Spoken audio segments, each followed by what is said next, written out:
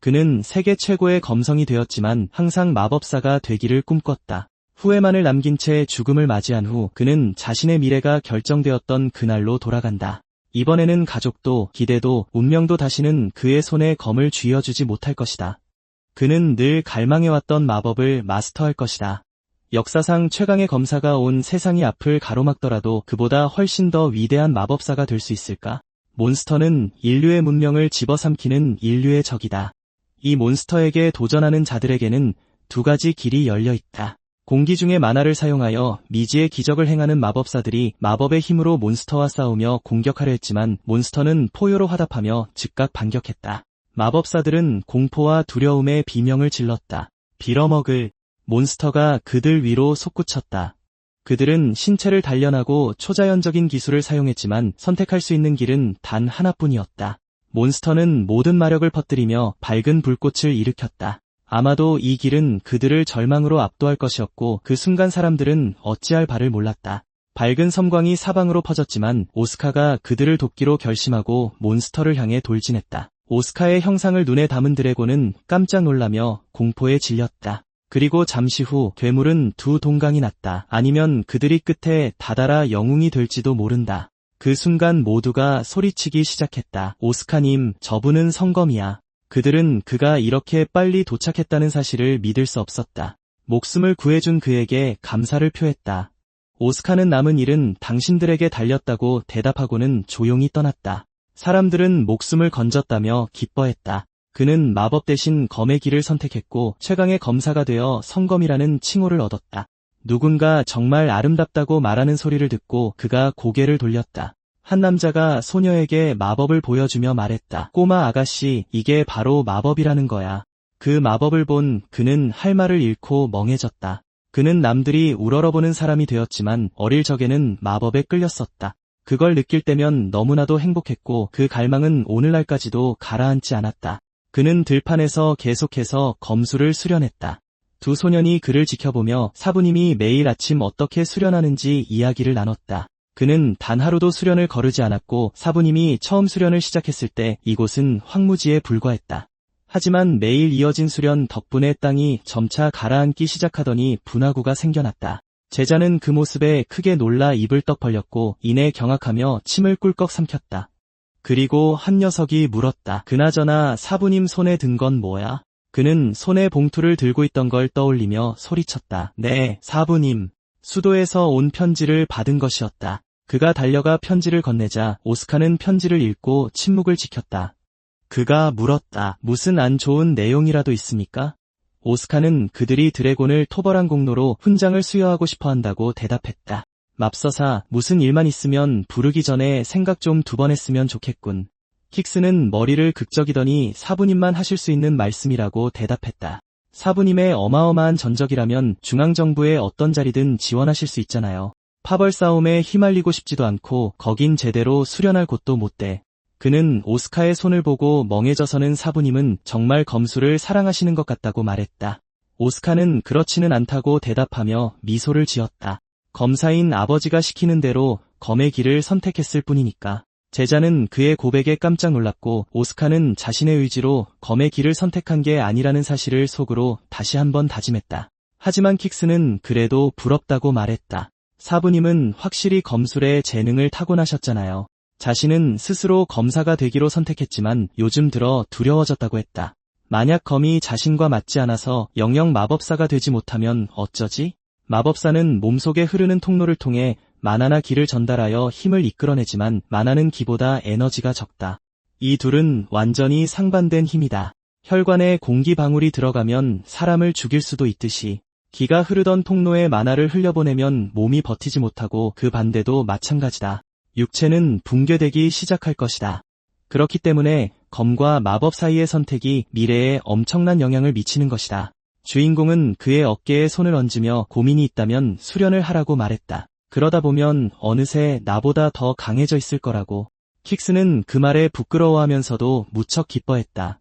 잠시 후 침대에 누운 오스카는 자신이 제자에게 속마음을 털어놓았다는 사실을 깨달았다. 그냥 입을 다물고 있었어야 했는데 제자는 확실히 검술에 재능이 있다고 했고 오스카는 자신의 두 손을 바라보며 물었다. 만약 내게 마법의 재능이 있었다면 어땠을까? 고민이 있다면 수련을 해야지. 그 순간 목소리들이 들려왔고 근처에서 폭발이 일어난 것으로 밝혀졌다. 집이 밝은 불꽃에 휩싸여 타들어가기 시작했고 그 주위로 마법이 모여들었다. 마법사 중 한 명이 지팡이를 치켜들자 다른 한 명이 성공했냐고 물었다. 그는 상대가 소드 마스터이니 시간을 지체할 수 없다고 대답했다. 갑자기 쾅 하는 굉음이 들려오며 오스카가 집에서 뛰쳐나왔고 그들은 경악을 금치 못했다. 마법사들은 분명 전문가들이었고 이 자가 바로 그들의 우두머리였다. 그들은 오스카와 싸우기 시작하며 마력을 사용해 불을 만들어냈다. 오스카는 미간을 찌푸리며 공격을 피하려 했지만 갑자기 그들 중 가장 고위 마법사를 향해 방향을 틀어 검을 쥐고 돌진했다. 그는 멍해졌고 마법사는 인질로 잡힌 킥스를 바라보며 차라리 검을 내려놓는 게 어떠냐고 물었다. 안 그러면 누군가 다칠지도 모르니까 말이지. 눈물이 고인 킥스는 두려움에 떨었고 오스카는 내게 원하는 게 뭐냐고 물었다. 마법사는 대답했다. 뻔한 거 아니겠어. 내 목숨을 원하지. 오스카는 자신의 존재로 누군가에게 문제를 일으킨 기억은 없다고 대답했다. 마법사는 비웃으며 다시 물었다. 기억이 안 난다고? 전혀 놀랍지도 않지만 우리에게 자비란 없어. 검사뿐만 아니라 마법사도 말이지. 모든 건 내 숨겨진 잠재력 탓이라고 원망해라. 오스카가 다시 물었다. 지금 대체 무슨 소리를 하는 거지? 마법사는 어차피 여기서 죽을 테니 알 필요 없다고 대답했다. 그 순간 그가 지팡이를 들어 올렸고 킥스는 사부님께 자신은 걱정하지 마시라고 소리쳤다. 저는 죽을 각오가 되어 있습니다. 오스카는 그건 분명해 보인다고 대답했다. 마법사가 갑자기 멈칫하며 위아한 듯 그를 쳐다보자 오스카는 내 말이 확실히 맞다고 대답했다. 너희들의 계산이 맞아떨어지지 않아서 참 아쉽게 됐군. 내 제자들을 얕보지 마라. 그 순간 마법사는 행동에 나서기로 하고 그에게 지팡이를 겨누며 공격을 외쳤다. 수많은 눈부신 빗줄기가 오스카를 향해 곧장 쏟아졌다. 그리고 잠시 후 번쩍이는 섬광과 함께 흙먼지가 자욱하게 일어났다.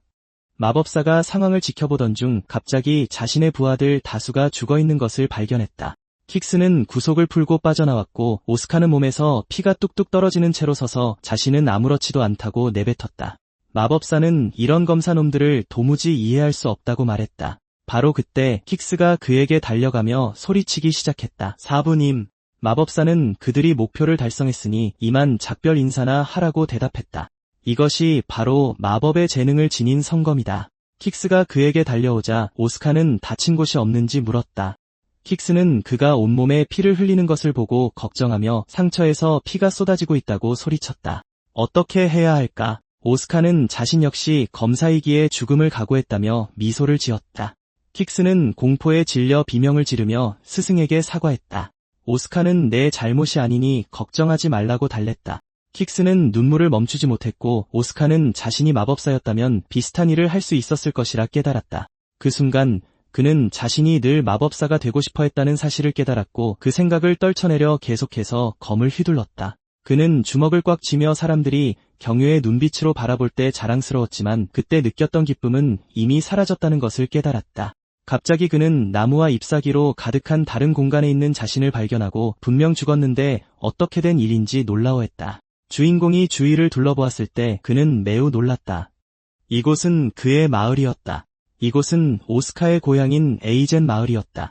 그는 그때 분명히 죽었었다. 그런데 지금 무슨 일이 일어나고 있는 거지? 그의 곁에는 검과 몇 통의 편지가 놓여 있었고 그는 이것들이 대체 무엇인지 의아해했다. 오스카는 그것이 두 아카데미에서 온 초대장이라는 것을 깨달았다. 이 나라의 소년들은 15번째 생일이 지나기 전에 두 통의 편지를 받는다. 그것은 마법 아카데미와 검술 아카데미의 초대장이었다. 후보생들은 각자 자신의 길을 선택하고 그 초대장을 들고 선택한 아카데미에 보고해야만 한다. 정말 과거로 돌아온 건가? 지금의 그는 이제 고작 14살이고 아직 검의 길에 발을 들이지 않은 것 같았다. 그 순간 그가 자리에서 일어나자 여기서 무얼 하고 있냐고 묻는 험악한 인상의 남자가 보였다. 그는 바로 아버지였고 오스카는 어떻게 반응해야 할지 몰라 화들짝 놀랐다. 분명 그가 과거로 돌아왔다면 아버지는 아직 살아계실 터였다. 그리고 아버지는 최근 그가 훈련을 게을리하기 시작했다고 말씀하셨다. 더 이상 훈련이 필요 없다고 생각하는 건가? 오스카는 시선을 떨구며 전혀 그렇지 않다는 것을 깨달았다. 그 순간 그는 아버지에게 마법사가 되고 싶다고 말해야 할지 고민했다. 그의 아버지는 검사였고 많은 제자를 거느리고 있었다. 그리고 아들인 그 역시 자연스럽게 아버지에게서 검술을 배웠다. 아버지는 그의 성취를 칭찬하곤 했다. 하지만 그가 마법을 언급하며 모든 게 반짝거려서 정말 좋다고 말했을 때 아버지는 그의 손을 꽉 잡고 마법은 나약한 자들의 길이라며 똑똑히 들으라고 하셨다. 넌 내 아들이고 내게는 검 외에 아무것도 필요 없다고 말이다. 오스카는 그때 아버지에게 겁을 먹었다. 그리고 그 이후로 아버지를 실망시켜드리지 않기 위해 계속해서 검술을 수련했다. 그는 마법에 끌렸지만 검에 얽매여 있었다. 그리고 그 순간 그는 자신의 죽음을 떠올렸다. 오스카는 이제 질릴 대로 질렸다는 것을 깨달았다. 이번에는 스스로 선택한 길을 갈 것이다. 그가 자신감 있게 앞을 바라보자 아버지는 왜 훈련을 빼먹고 있는지 할 말이라도 있느냐고 물었다. 오스카는 어릴 때부터 줄곧 검을 휘둘러왔다고 대답했고 아버지는 얼굴을 굳히며 뭐라고 했냐고 되물었다. 그 순간 무수히 많은 마법의 검들이 그의 주위에 나타났고 강렬하게 빛나는 바람이 일었다. 주변의 검사들은 그 바람을 막아내려 했었고 오스카는 아버지의 눈을 똑바로 응시했다. 주변 사람들은 그가 어떻게 아무 일도 없다는 듯이 서 있는지 이해하지 못했다.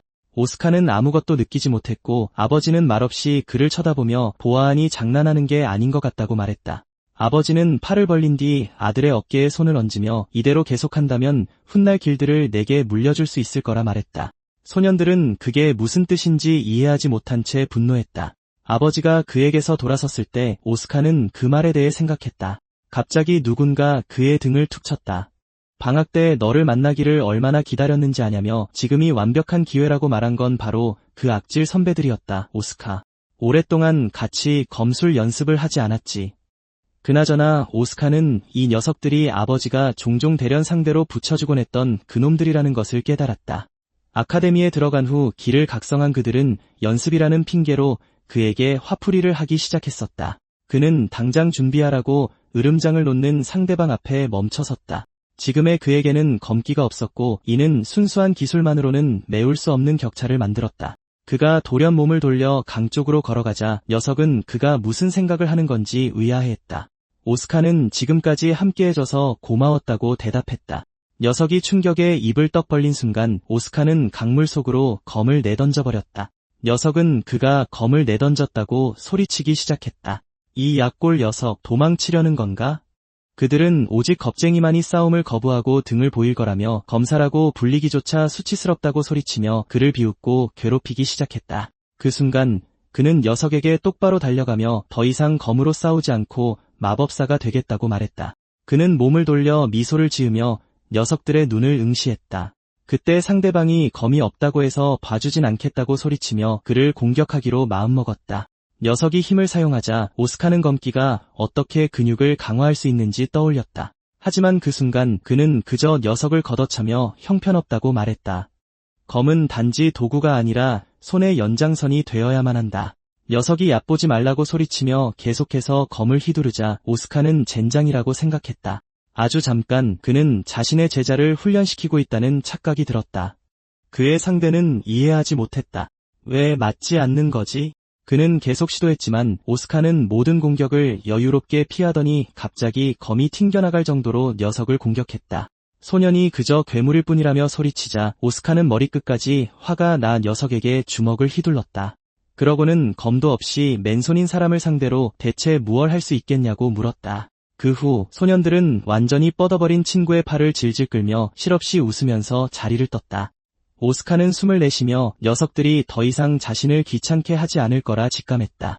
전생에 그였다면 아버지의 뜻을 따라 검기를 각성했을 것이다. 이런 일이 다시 일어나는 걸 막으려면 그 스스로 만화를 각성해야만 했다. 그는 홀로 숲을 걷다가 갑자기 극도의 피로감을 느꼈다. 구슬땀이 뚝뚝 떨어지기 시작했고 그는 이곳에선 아무도 자신을 보지 못할 거라는 걸 깨달았다. 그는 과거의 대화를 떠올렸다. 한 소녀에게 어떻게 마법을 조종하는지 물었던 적이 있었다. 검사들은 내공을 이용해 육체와 무기를 강화하는데 마법사들에겐 이것이 어떻게 작용하는지 궁금했던 것이다. 소녀는 모든 게 명확하다고 대답하며 물이 가득 찬 주전자를 바라보고 그것을 들어 올리면서 그들에게 마법은 식물에 물을 줄 때 쓰는 물뿌리개와 어느 정도 비슷하다고 말했다. 그는 깜짝 놀랐다. 물뿌리개처럼 만화는 눈에 보이지 않지만 늘 그들 주위를 감싸고 있다. 체내의 통로를 통해 그것을 끌어당겨 형태를 부여하면 그 후에 마법이 발동되는 것이다. 이것이 바로 마법이 만들어지는 방식이다. 주인공은 커다란 바위 위에 가부좌를 틀고 앉아 이 말을 곰곰이 생각했다. 그는 그녀가 만화가 사방에서 그들을 둘러싸고 있다고 말했던 것을 기억해냈다. 만약 만화를 볼 수 있다면 체내로 끌어들일 수 있을지도 모른다. 청각, 시각 등 다른 감각들은 위험한 상황에서 살아남기 위해 필수적이다. 그는 더 이상 검사가 아니었지만 이 감각만큼은 여전히 그에게 남아있었다. 그렇다면 어쩌면 눈에 보이지 않는 만화도 느낄 수 있을지 모른다. 그 순간 그는 눈을 감았고 영혼 속의 모든 것을 반짝이게 만드는 경이로운 무언가를 느꼈다. 눈을 떴을 때 그는 그것이 만화라는 것을 깨달았다. 그는 경이로움에 입을 떡 벌렸고 성공했다고 환호했다. 이제 남은 건 그 통로로 만화를 끌어들이는 것뿐이었다. 하지만 그 순간 그는 어떻게 해야 할지 몰라 그저 어안이 벙벙했다. 오스카는 무언가 잘못되었음을 감지하고 바위에서 뛰어내리며 무언가 심상치 않다는 것을 깨달았다. 부스럭거리는 소리가 나는 덤불로 다가간 그는 그곳에 아무런 생명체의 기척이 없다는 사실에 기시감을 느꼈다. 순간 바로 옆에서 폭발이 일어났고 몸이 튕겨나간 그는 그것이 골렘이라는 것을 깨달았다. 이 괴물이 그의 눈앞에 나타났지만 오스카는 그것이 왜 그곳에 있는지 이해할 수 없었다. 잔뜩 긴장한 찰나 누군가 위에서 자신을 향해 곧장 뛰어내리는 모습이 보였다. 그의 옆에 착지한 건 한 소녀였고 그녀는 자신의 피조물에게서 원하는 게 뭐냐고 따져 물었다. 연구 결과를 원하는 거야. 오스카는 놀랐고 그녀는 목숨이 아깝다면 입을 열기 전에 2번 생각하는 게 좋을 거라고 살벌하게 경고했다. 그녀는 수많은 전장에서 화제의 중심이었다. 눈과 추위가 일상인 혹독한 북부 지역에서 주로 모습을 드러냈던 자. 강력한 골렘 군단을 조종하며 마물대와 맞서 싸우는 영웅.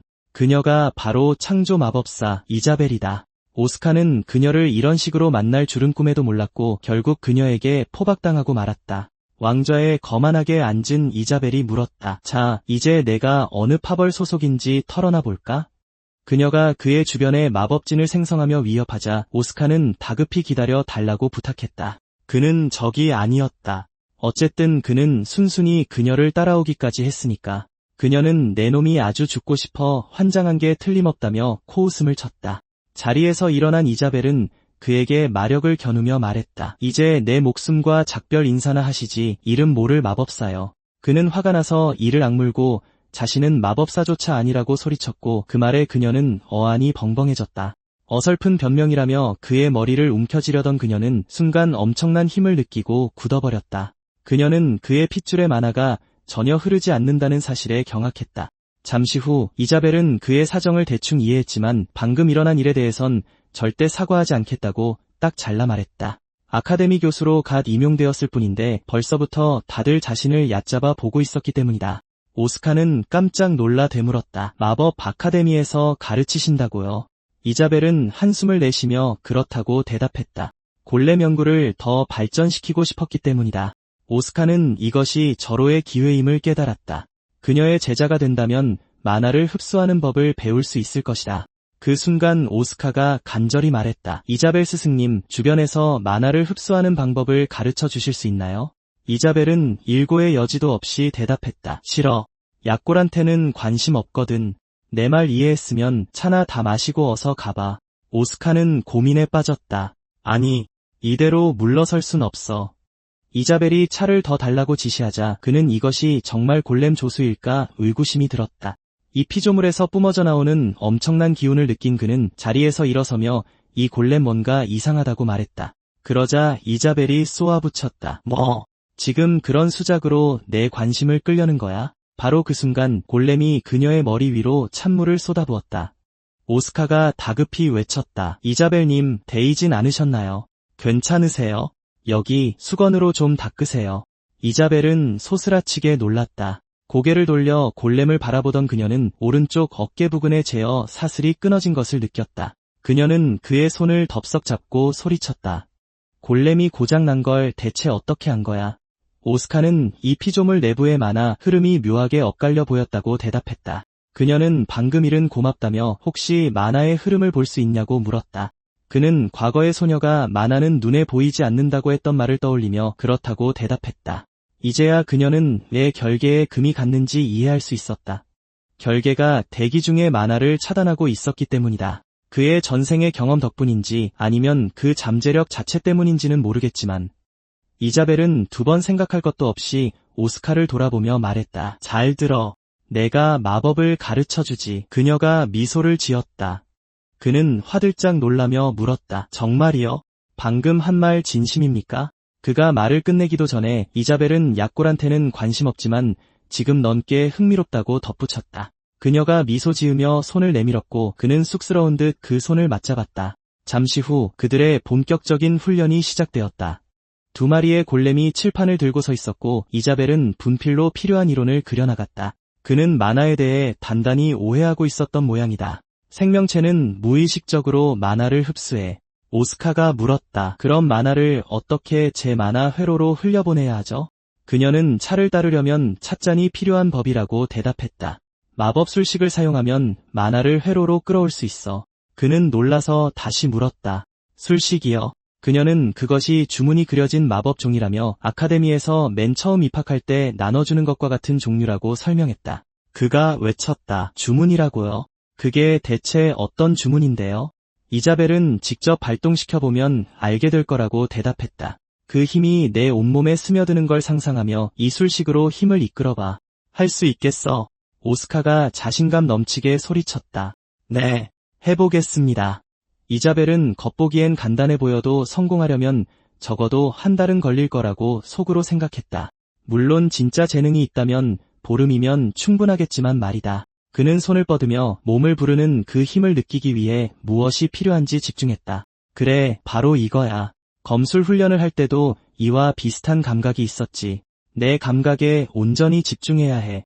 미소를 지으며 눈을 감은 그는 이내 무의식의 공간에 들어섰고 마법의 문양이 눈부신 빛을 내뿜었다. 그는 그것이 사실임을 깨달았다. 만화는 이미 내 안에 존재하고 있었어. 주변의 모든 것이 환하게 빛났고 폭발하듯 치솟는 마력의 것엔 바람이 일었다. 마법을 배우는 것은 다시 걷는 법을 배우는 것과 같다. 누구도 처음부터 이 능력을 가지고 태어나지는 않는다. 자신의 두 발로 굳건히 설 수 있을 때까지 끊임없이 배우고 성장해야만 한다. 이 엄청난 광경을 본 이자벨은 어안이 벙벙해졌다. 마법의 세계에서는 흔히 신분이 높을수록 마법 기술을 더 빨리 터득한다고들 한다. 그리고 그 순간 주인공의 눈앞에서 눈부신 마법의 불꽃이 터져 오르는 것을 보며 이자벨은 자신의 눈을 의심했다. 단 한 번의 시도만에 성공해낸 것이다. 그 순간 그녀는 골렘이 망가진 걸 어떻게 알았냐고 물었던 때를 떠올리며 혹시 그가 만화를 볼 수 있어서 그런 건 아닐까 생각했다. 아니, 그것만으로는 도저히 설명할 수 없어. 하지만 한 가지 확실한 건 이 녀석은 진짜 천재라는 사실이다. 오스카는 비로소 그것이 마법임을 깨달았고 그녀는 흥분하여 소리치기 시작했다. 이건 정말 말도 안 되는 일이야. 첫 시도만에 술식을 완벽하게 발동시키다니. 지금까지 그 누구도 해낸 적 없는 일이었다. 그는 아니라고 대답했다. 그리고 그 순간 그녀가 물었다. 그게 뭐냐고. 그는 한 번 작동하는 걸 본 적이 있는데 너무 흉측했다고 대답했다. 그에게 마법은 아름답고 특별한 것이지만 이건 그런 종류의 마법이 아니었다. 그녀는 어안이 벙벙해져서 놀란 표정으로 그를 바라보았다. 이어서 오스카는 술식의 이 부분, 여기 어딘가가 잘못되었다고 계속해서 말했다. 골렘의 만화 회로와 마찬가지로 말이다. 이자벨은 이에 대해 어떻게 생각할까? 그녀는 충격을 받아 제대로 말을 잇지 못했고 오스카는 모든 것을 이해했다고 말했다. 그는 주먹을 불끈 쥐며 단지 평범한 마법사가 되고 싶지 않다는 것을 깨달았다. 그는 완벽하고 아름다운 마법을 사용하고 싶었다. 그 순간 멍해진 이자벨이 술식이 그렇게 거슬린다면 그냥 다시 쓰면 되지 않냐고 대답했다. 그는 놀라서 어떻게 해야 하냐고 되물었다. 마법 술식을 직접 그려내야만 했다. 얼마 후 그의 아버지는 복도를 지나가다 제자들이 오스카가 어떻게 그렇게 강해졌는지 이제 어떻게 해야 할지 의논하는 것을 엿듣게 되었다. 그는 다가가 무슨 일이 있었는지 물었다. 소년들은 겁에 질려 어떻게 대답해야 할지 몰랐다. 별일 아니라고 얼버무리자 브라이언은 다시 묻기로 했다. 무슨 일이 있었던 거지? 소년들은 더 겁을 먹고 사실 무슨 일이 있긴 했다고 대답했다. 자초지종을 모두 들은 브라이언은 어안이 벙벙해져 오스카가 그들을 쓰러뜨렸다는 사실을 믿을 수 없었다. 그는 모든 것을 이해했다. 부상이 내일 훈련에 방해되지 않도록 잘 치료해 두라고 일렀다. 그 순간 녀석들은 네 하고 소리쳤다. 그는 마침내 때가 온 것 같다고 생각했다. 그가 검기를 터득할 때가 온 것이다. 브라이언은 아들이 자랑스러운 듯 미소를 지었다. 시간이 흘러 주인공은 수많은 책으로 둘러싸인 이자벨의 연구실에 들어섰다. 마법 술식이 이렇게나 복잡한 것인 줄은 미처 몰랐다. 마법을 쓰려면 지식이 필요했지만 그리 나쁘진 않았다. 그녀는 그가 더 배울 수 있도록 자신의 책들을 빌려주었다. 오스카가 정말 괜찮은지 재차 물었다. 그녀는 그렇다고 대답했다. 그녀의 모든 지식이 이곳에 담겨 있다고. 원하는 만큼 가져가서 보라고 말이다. 그 순간 그녀는 그가 제자리에서 사라지는 것을 보고 깜짝 놀라 되물었다. 뭐야? 그는 이미 책더미를 든 채 그녀의 등 뒤에 서서 이자벨 선생님, 이 책들을 가져가겠다고 말했고 그녀는 당황하며 물었다. 그걸 다 훔쳐가려는 거야? 그는 원하는 만큼 가져가도 좋다고 하시지 않았냐고 대답했다. 이자벨은 놀랐지만 알겠다고 말했다. 그는 지금 열정으로 가득 차 있었지만 그녀는 그에게 조언을 해줘야 했다. 이제 그는 마법사였고 그의 몸속 만화 통로로는 만화가 흐르고 있었다. 부디 조심하고 절대 검기를 사용해서는 안 된다고 했다. 그렇지 않으면 모든 게 엇갈려 목숨을 잃고 말 것이기 때문이었다. 오스카는 과거 마을에서 말을 타고 병든 늙은 아버지를 찾아갔던 기억을 떠올렸다. 그는 병상에 누워있는 아버지에게 오랜만에 뵙는다고 말했다. 오스카가 다가가자 아버지는 더 가까이 오라며 그의 어깨를 잡고 그에게 재능이 있다는 걸 늘 알고 있었다고 말했다. 마법을 포기하게 만든 것도 당연한 일이었다고. 그 순간 주인공은 그 모든 끔찍했던 기억을 떠올리며 푸른색 편지를 받아들였다. 그는 생각했다. 아버지, 이번엔 반드시 마법 아카데미에 갈 겁니다. 얼마 후 모닥불 근처에 있던 브라이언은 그에게 부탁할 것이 있냐고 물었다.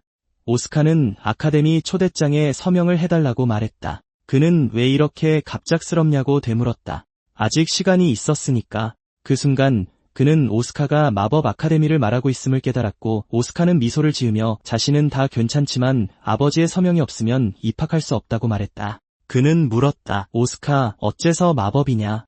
하나뿐인 아들로서 어릴 적부터 그곳에서 검을 다루는 법을 배워오지 않았냐고. 오스카는 자신이 마법사가 되고 싶다고 말했던 걸 기억하냐고 대답했다. 아버지는 편지를 던져버리며 그런 건 그저 어린 시절의 망상일 뿐이라고 말했고 오스카가 다시 물었다. 망상이라고요? 아버지가 그의 가슴을 밀치려 하자 오스카는 아버지 눈에는 모든 게 그렇게 보였을 거라 생각한다고 말했다. 그리고 그 순간 그가 마법으로 아버지의 공격을 튕겨내며 하마터면 아버지를 태울 뻔하자 브라이언이 물었다. 무슨 장난을 치는 거냐? 벌써 만화를 각성한 건가? 오스카는 아버지를 설득하려면 이 방법밖에 없다고 생각했다고 대답했다. 브라이언이 되물었다. 대체 무엇을 설득하겠다는 거냐? 검기도 없이 혼자서 선배들을 쓰러뜨렸다는 소식을 들었다. 내 재능이 어느 정도인지 알기나 하는 거냐? 오스카는 그렇다고 대답했다. 모든 걸 이해하고 있다고.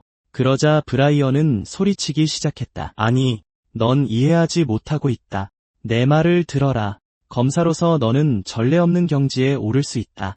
오스카는 아버지의 말이 맞을지도 모르지만 그렇다고 해서 자신이 행복해지는 건 아니라고 대답했다. 그가 자신의 과거를 회상하는 사이 두 사람 사이에 침묵이 내려앉았다. 그 후 브라이언은 얼굴을 감싸쥐며 분명하게 말했다. 모든 걸 이해했다고. 아마도 아직 모든 걸 바로잡을 기회가 있을 거라며 그는 끔찍하다는 듯 아들을 바라보았다. 오스카는 만화와 검기가 충돌하면 어떻게 되는지 벌써 잊으셨냐고 대답했다. 브라이언이 되물었다. 죽을 수도 있다고. 그렇지 않나? 하긴 그가 달리 뭘 할 수 있었겠는가? 아들이 잘못된 길을 가려 한다면 영혼까지 두들겨 패서라도 실수를 깨닫게 하는 것이 애비의 의무였다. 그는 검을 뽑아들고 지금은 이해하지 못할지 몰라도 훗날 감사하게 될 거라고 말했다. 오스카는 절대 그런 일은 없을 거라 생각하며 자신의 모든 과거를 떠올려봐도 그런 일은 없었다는 것을 깨달았다. 브라이언이 그에게 검을 들라고 말했고 오스카는 그 말에 깜짝 놀랐다. 브라이언은 그를 기다려주기로 했다. 오스카는 생각에 잠겼다가 입을 열었다. 아버지, 제가 마법사라는 사실을 잊으신 건 아니겠죠? 그는 붉은 인장이 찍힌 편지를 꺼내 불길 속으로 던져버렸다. 그것을 본 브라이언은 같은 말을 소리쳤고 오스카는 이제 누가 누구를 바로잡을지 지켜보자고 말했다. 대검사 브라이언. 그 순간 브라이언은 녀석이 무슨 소리를 하는지 직접 확인하기로 했다. 내 검압을 견뎌냈다고 해서 자만해서는 안 될 거다. 그 순간 그가 아버지의 공격을 즉시 피하자 브라이언은 어안이 벙벙해졌다. 검기를 사용하는 공격은 전부 뻔히 보이니까. 그는 어린 시절의 과거를 떠올리며 아버지의 움직임을 지켜보았다. 그 순간 브라이언이 몇 번의 움직임을 더 보였지만 오스카는 그 모든 것을 가볍게 피해냈다. 검사로서 그는 항상 아버지를 우러러보았다. 브라이언은 그것이 빈말이 아니라고 말했다. 검기조차 없이 모든 공격을 피하다니 길드 내에서도 이렇게 할 수 있는 자는 거의 없을 터였다. 녀석은 검에 진짜 재능이 있다. 훗날 그라면 불가능한 일조차 이뤄낼 수 있을 거다. 지금은 그가 검기를 기르게 두자.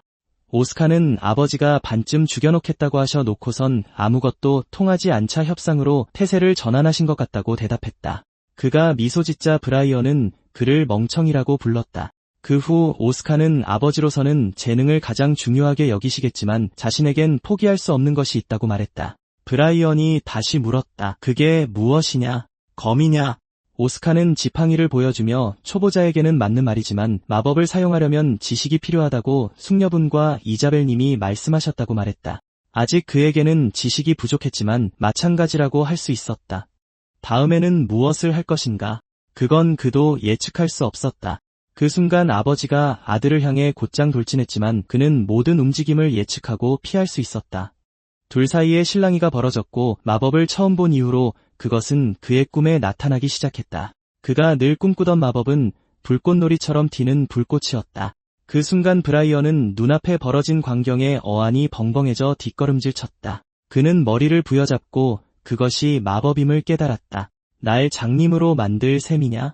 오스카는 아니라고 말했다. 그리고 그 순간 그는 검을 옆으로 던져버렸다. 검이 바닥에 떨어지자 오스카는 아버지가 기척을 느끼자마자 검을 휘두르실 줄 알았다고 대답했다. 브라이언은 그 마법이 주의를 끌기 위한 속임수였다고 말했다. 내 무장을 해제하려던 거냐? 주인공은 적에게 진짜 의도를 내비치지 말라고 그에게 말했다. 아버지가 그렇게 가르쳐 주셨으니까요. 브라이언은 몹시 화를 내며 녀석의 검술 재능은 자신이 직접 보증한다고 말했다. 하지만 마법의 길이 녀석에게 막다른 길이 아니라는 보장이 대체 어디 있단 말이냐? 오스카는 그저 스스로 선택한 길을 가고 싶을 뿐이라고 대답했다. 아버지는 누군가 재능이 있다고 해서 검을 선택하셨나요? 그 순간 아버지는 시선을 떨구며 과거 자신의 부모님이 아이에게 검을 가르칠지 마법을 가르칠지 의논했던 일을 떠올렸다. 그의 아버지는 내 핏줄이니 당연히 검을 들어야 한다고 대답했었다. 그의 어머니는 그저 검이 더 멋져 보여서 선택한 게 아니냐고 물었었다. 우리가 아이를 대신해 선택해선 안 된다. 그건 아이의 길이고 아이가 스스로 선택해야만 한다. 그 순간 브라이언은 미소를 지으며 시간이 지나면 녀석이 검성의 경지까지도 오를 수 있을 거라 생각했다고 말했다. 하지만 그때 그는 오스카를 휙 지나치며 무슨 일이냐고 물었다. 그가 바닥에서 서류를 집어들자 오스카는 그 모습을 지켜보며 긴장했다. 브라이언은 서명할 수 없다며 미소를 지었다. 잠시 후 마력코어의 직원 중 한 명이 신입생들의 서류를 검토하며 올해는 흥미로운 1학년들이 많은 것 같다고 평했다. 소녀는 그들의 이름을 나열했다. 노턴 가문의 영예, 글로리스 가문의 영식, 심지어 황녀 전하까지. 그들은 이미 기본적인 서류 절차를 마스터하고 가문의 마법을 배우기 시작한 상태였다. 그 순간 교수님이 들어와 무슨 문제라도 있냐고 물었다. 꽃과 가까운 핏줄은 진정한 행운이지. 오스카는 학업을 이어가며 수많은 책을 읽었다. 얼마 후 길드 건물 앞에서 브라이언은 아들을 바라보며 6개월이 참 쏜살같이 지나갔다고 말했다. 아카데미에는 어릴 적부터 마법을 배운 녀석들이 아주 많을 거다. 이런 말을 할 자격이 없다는 건 알지만 내가 이 길을 선택한 이상 절대 곁눈질하지 마라. 오스카는 모든 게 잘 될 거라며 대답했다. 그곳에서 아버지보다 더 무서운 사람을 만날 일은 없을 테니까요. 브라이언은 미소 지으며 알겠다고 대답했다. 그 말을 남기고 오스카는 이제 가봐야 할 시간이라며 발걸음을 돌렸다. 그는 서명이 담긴 편지를 손에 쥐고 마침내 자신의 꿈을 이뤘다는 생각에 잠겼다. 마침내 마법 아카데미에 입학할 수 있게 된 것이다. 그토록 고대하던 마법의 전당에 도착했을 때 그는 빗자루를 타고 날아다니는 수많은 마법사, 노움, 마녀들을 보았다. 큐릭 제국 마법 아카데미의 풍경은 그의 시선을 단숨에 사로잡았다. 그곳은 검술 아카데미와는 완전히 달랐다. 이 생물체들은 골렘과 비슷하지만 묘하게 다르네. 대체 어떤 원리로 움직이는 거지? 그 순간 이자벨님이 그에게 다가와 흥미로운 것마다 발걸음을 멈추다간 입학식에 지각하겠다고 말했다. 그녀의 목소리에 그는 깜짝 놀랐고 그녀는 자신이 없는 동안 게으름이라도 피운 거냐고 물었다. 그는 당연히 아니라고 대답했다. 지난 6개월 동안 많은 것을 배웠습니다. 그녀는 그 모든 걸 빨리 보고 싶다며 그가 분명 자신을 또 놀라게 해줄 거라고 대답했다. 그나저나 저쪽으로 가봐야 하지 않겠니? 내가 알기로는 1학년 선발 시험이 저기서 열리고 있을 텐데. 주인공은 되물었다. 선발 시험이요. 이자벨은 1학년이 이미 마법을 각성한 학생들과 그렇지 못한 학생들로 나뉜다고 설명했다. 그리고 가장 뛰어난 학생들을 위한 특별반도 있지. 그곳이 진짜 1등급 반이란다. 시험을 통과하면 그 반에 들어갈 수 있지만 내가 참가하는 건 추천하지 않아. 그가 소리쳤다. 대체 왜요? 그녀는 1등급 반 학생들은 단순히 엘리트가 아니라 요람에서부터 마법에 둘러싸여 자란 괴물 같은 힘을 지닌 자들이라고 설명했다. 게다가 그녀의 말이 끝나기도 전에 오스카가 불쑥 튀어나오며 그곳에서 고급 마법을 배울 수 있겠다고 소리쳤다. 그가 이 생각에 푹 빠진 걸 본 이자벨은 머리를 극적이며 이 녀석에게 설명해봐야 소용없는 짓 같다고 대답했다. 그렇게 궁금하다면 직접 확인해보렴. 결투장 주변으로 전투가 벌어지는 것을 구경하기 위해 사람들이 몰려들었다. 그곳에서는 마법의 힘을 시연하기 시작한 두 사람 사이에서 시험이 진행되고 있었다. 잠시 후 소녀는 성공했다며 기뻐서 소리를 질렀다. 그 과정을 지켜보던 오스카는 이 시험의 핵심이 관역을 맞히는 것임을 깨달았다. 그런데 왜 누군가 쳐다보는 것 같은 기분이 들지? 그 순간 누군가 그에게 다가와 너 같은 평민은 환영받지 못한다고 말했다. 그는 자잔이라는 녀석이었다. 당장 여기서 떠나는 게 좋을 거다. 오스카는 1학년이라면 누구든 원할 경우 시험에 참가할 수 있다고 들었다고 대답했다. 자잔은 헛웃음을 치며 입방정은 꽤 잘 떠는 것 같다고 말했다. 이자벨 님이 하려던 말이 바로 이거였구나. 1등급 반 학생들은 단순히 엘리트가 아니라 괴물 같은 힘을 지니고 있다고. 그리고 이 반에서는 귀족 가문 출신이 아닌 자들은 불평조차 하지 못했다. 자자는 그를 밀어내며 자신이 다음 차례이니 가만히 서서 지켜보기나 하라고 말했다. 그를 밀쳐낸 후 자자는 마력을 사용한 것에 대한 벌점을 주겠다며 미소를 지었다. 1등급 반은 평생을 마법에 바친 자들만을 위한 곳이다. 우리 사이의 격차를 똑똑히 깨닫고 이제 모든 것을 얼려주마. 그가 메가 글래시어 하이 프리즈 마법을 사용하자 주변의 모든 것이 얼음으로 변했다. 주변 녀석들은 그 엄청난 위력에 경악했고 오스카 역시 말문이 막혔다. 사람들은 비명을 지르기 시작했다. 이것이 글로리스 가문의 얼음 마법이고 심지어 전력을 다한 것도 아니라는 사실의 말이다. 이제 그는 모든 것을 볼 수 있었다. 고위 마법을 모르는 자들이 낄 자리는 이곳에 없다. 오스카가 대답했다. 그래, 정말 놀라운 마법이네. 수년간 갈고 닦은 흔적이 역력해. 하지만 그것뿐이야. 그 순간 자자는 화를 내며 그게 무슨 뜻이냐고 따져 물었다. 오스카는 경기장에 나서며 훈련에 모든 시간을 쏟아부은 이들의 심정이 어떤지 뼈저리게 느낄 수 있었다. 그는 1학년 진학을 앞두고 걱정이 많았었다. 오스카는 고맙다고 말했다. 덕분에 자신감을 되찾았다고. 그는 미소를 지으며 시합을 시작하기로 마음먹었다. 주변 녀석들은 그를 비웃으며 저 지팡이 좀 보라고 서로 떠들어댔다. 완전 초보자용이잖아. 저런 지팡이로 대체 뭘 하겠다는 거지? 자자는 저 근자감이 대체 어디서 나오는지 이해할 수 없었다. 어쨌든 자신의 마법은 완벽했으니까. 오스카가 얼음 덩어리로 다가가자 자자는 자신이 바로 글로리스 가문의 얼음이며 자신의 얼음 마법이 완벽하지 않을 리가 없다고 생각했다. 그런데 그 녀석의 말이 신경 쓰이는 걸까? 그 순간 시험 감독관은 명단을 내려놓으며 올해는 유독 뛰어난 지원자가 많다는 사실을 깨달았다. 이 정도 수준의 마법을 구사하는 학생은 매년 나오는 게 아니었고 자자는 전체 1학년 마법사들 중 단연 최고가 될 가능성이 컸다. 하지만 그녀는 한 가지 이해할 수 없는 것이 있었다. 저 남학생은 시간을 끌어서 대체 뭘 어쩌려는 걸까? 주인공 오스카는 지팡이를 치켜들고 기다렸다. 사람들은 그에게 그냥 포기하라고 소리쳤다. 어차피 관역을 마치지도 못할 거라고 말이다. 오스카는 그들을 무시했고 교수는 생각했다. 아니야. 잠깐만. 전혀 긴장한 기색이 아니잖아. 뭔가를 기다리고 있는 것 같아. 그 순간 오스카가 갑자기 기압을 넣으며 마력을 끌어올렸고 진행자는 충격에 입을 떡 벌린 채 그를 돌아보았다. 그가 파이로스피어 파이어볼을 시전했던 것이다. 그는 마력 구체를 얼음 덩어리에 정통으로 꽂아 넣었고 순식간에 그것을 박살내버렸다. 주변의 모두가 의아해하기 시작했다. 기분 탓인가 아니면 저 녀석이 관역을 전부 마친 건가? 방금 그거 기초 마법 아니었어? 하지만 구멍이 너무 작아서 그녀의 눈에는 두 개밖에 보이지 않았다. 녀석들은 그가 패배자라며 소리쳐댔다.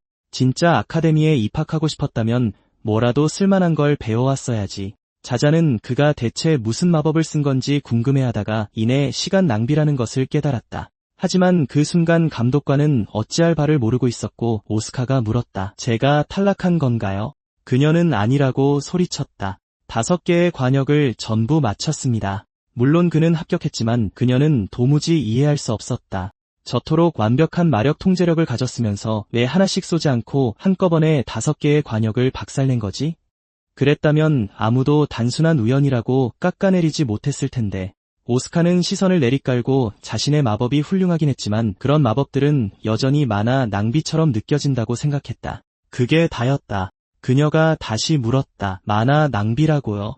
이 시험은 몬스터와의 실전 대결을 가정한 것이라 만화 소모가 가장 적은 방식을 사용하는 것이 훨씬 실용적이라고 생각했습니다. 그녀는 그가 무슨 뜻으로 한 말인지 깨닫고는 이제 모든 게 명확해졌으니 멍청한 질문을 한 자신을 용서해달라고 대답했다. 관역의 움직임을 읽고 정확한 타이밍을 기다릴 줄 아는 뛰어난 통찰력. 마법의 방향을 완벽하게 통제했고 그가 선택한 마법 역시 화려하거나 복잡하다고는 할 수 없었다. 하지만 다른 이들과는 달리 그것은 정말이지 경이로웠다.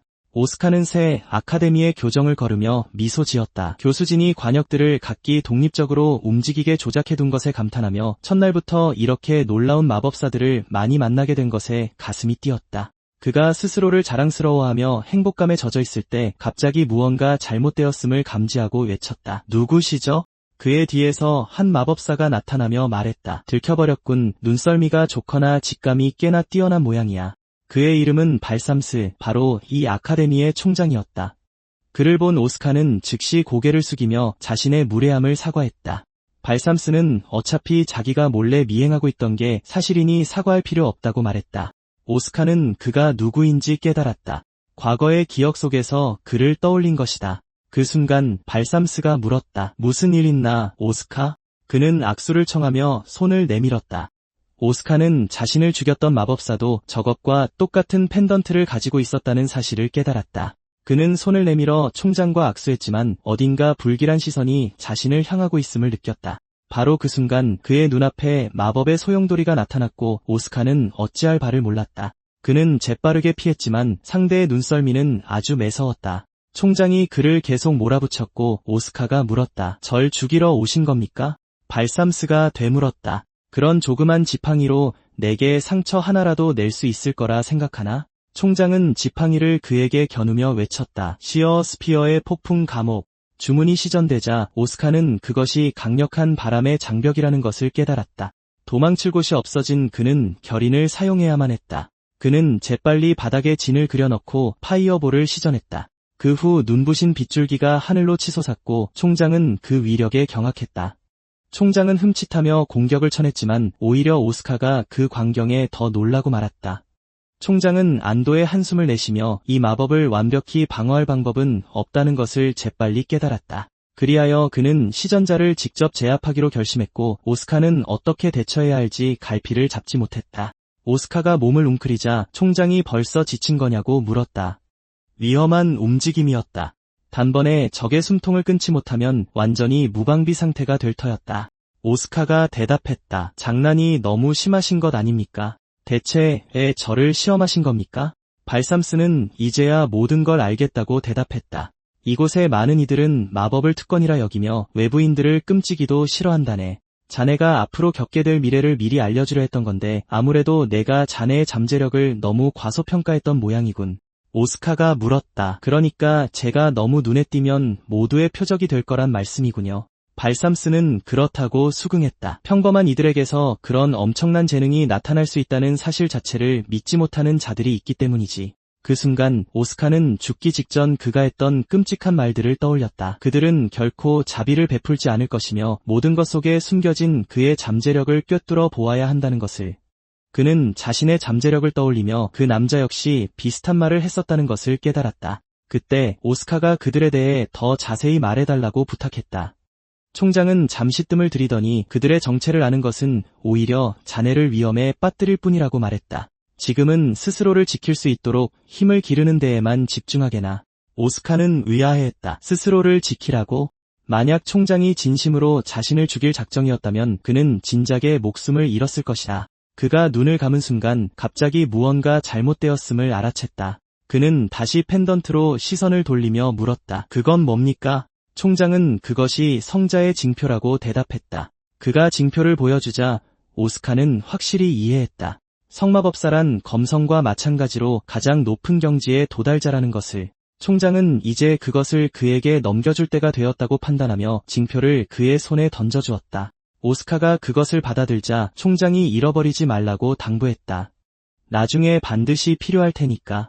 그 말을 남기고 그가 허공으로 사라지자 오스카는 만화의 흐름이 한치의 결점도 없이 매끄러웠다는 것을 깨달았다. 그것이 바로 총장의 마법이 지닌 품격이었다. 하지만 지금은 감탄만 하고 있을 때가 아니었다.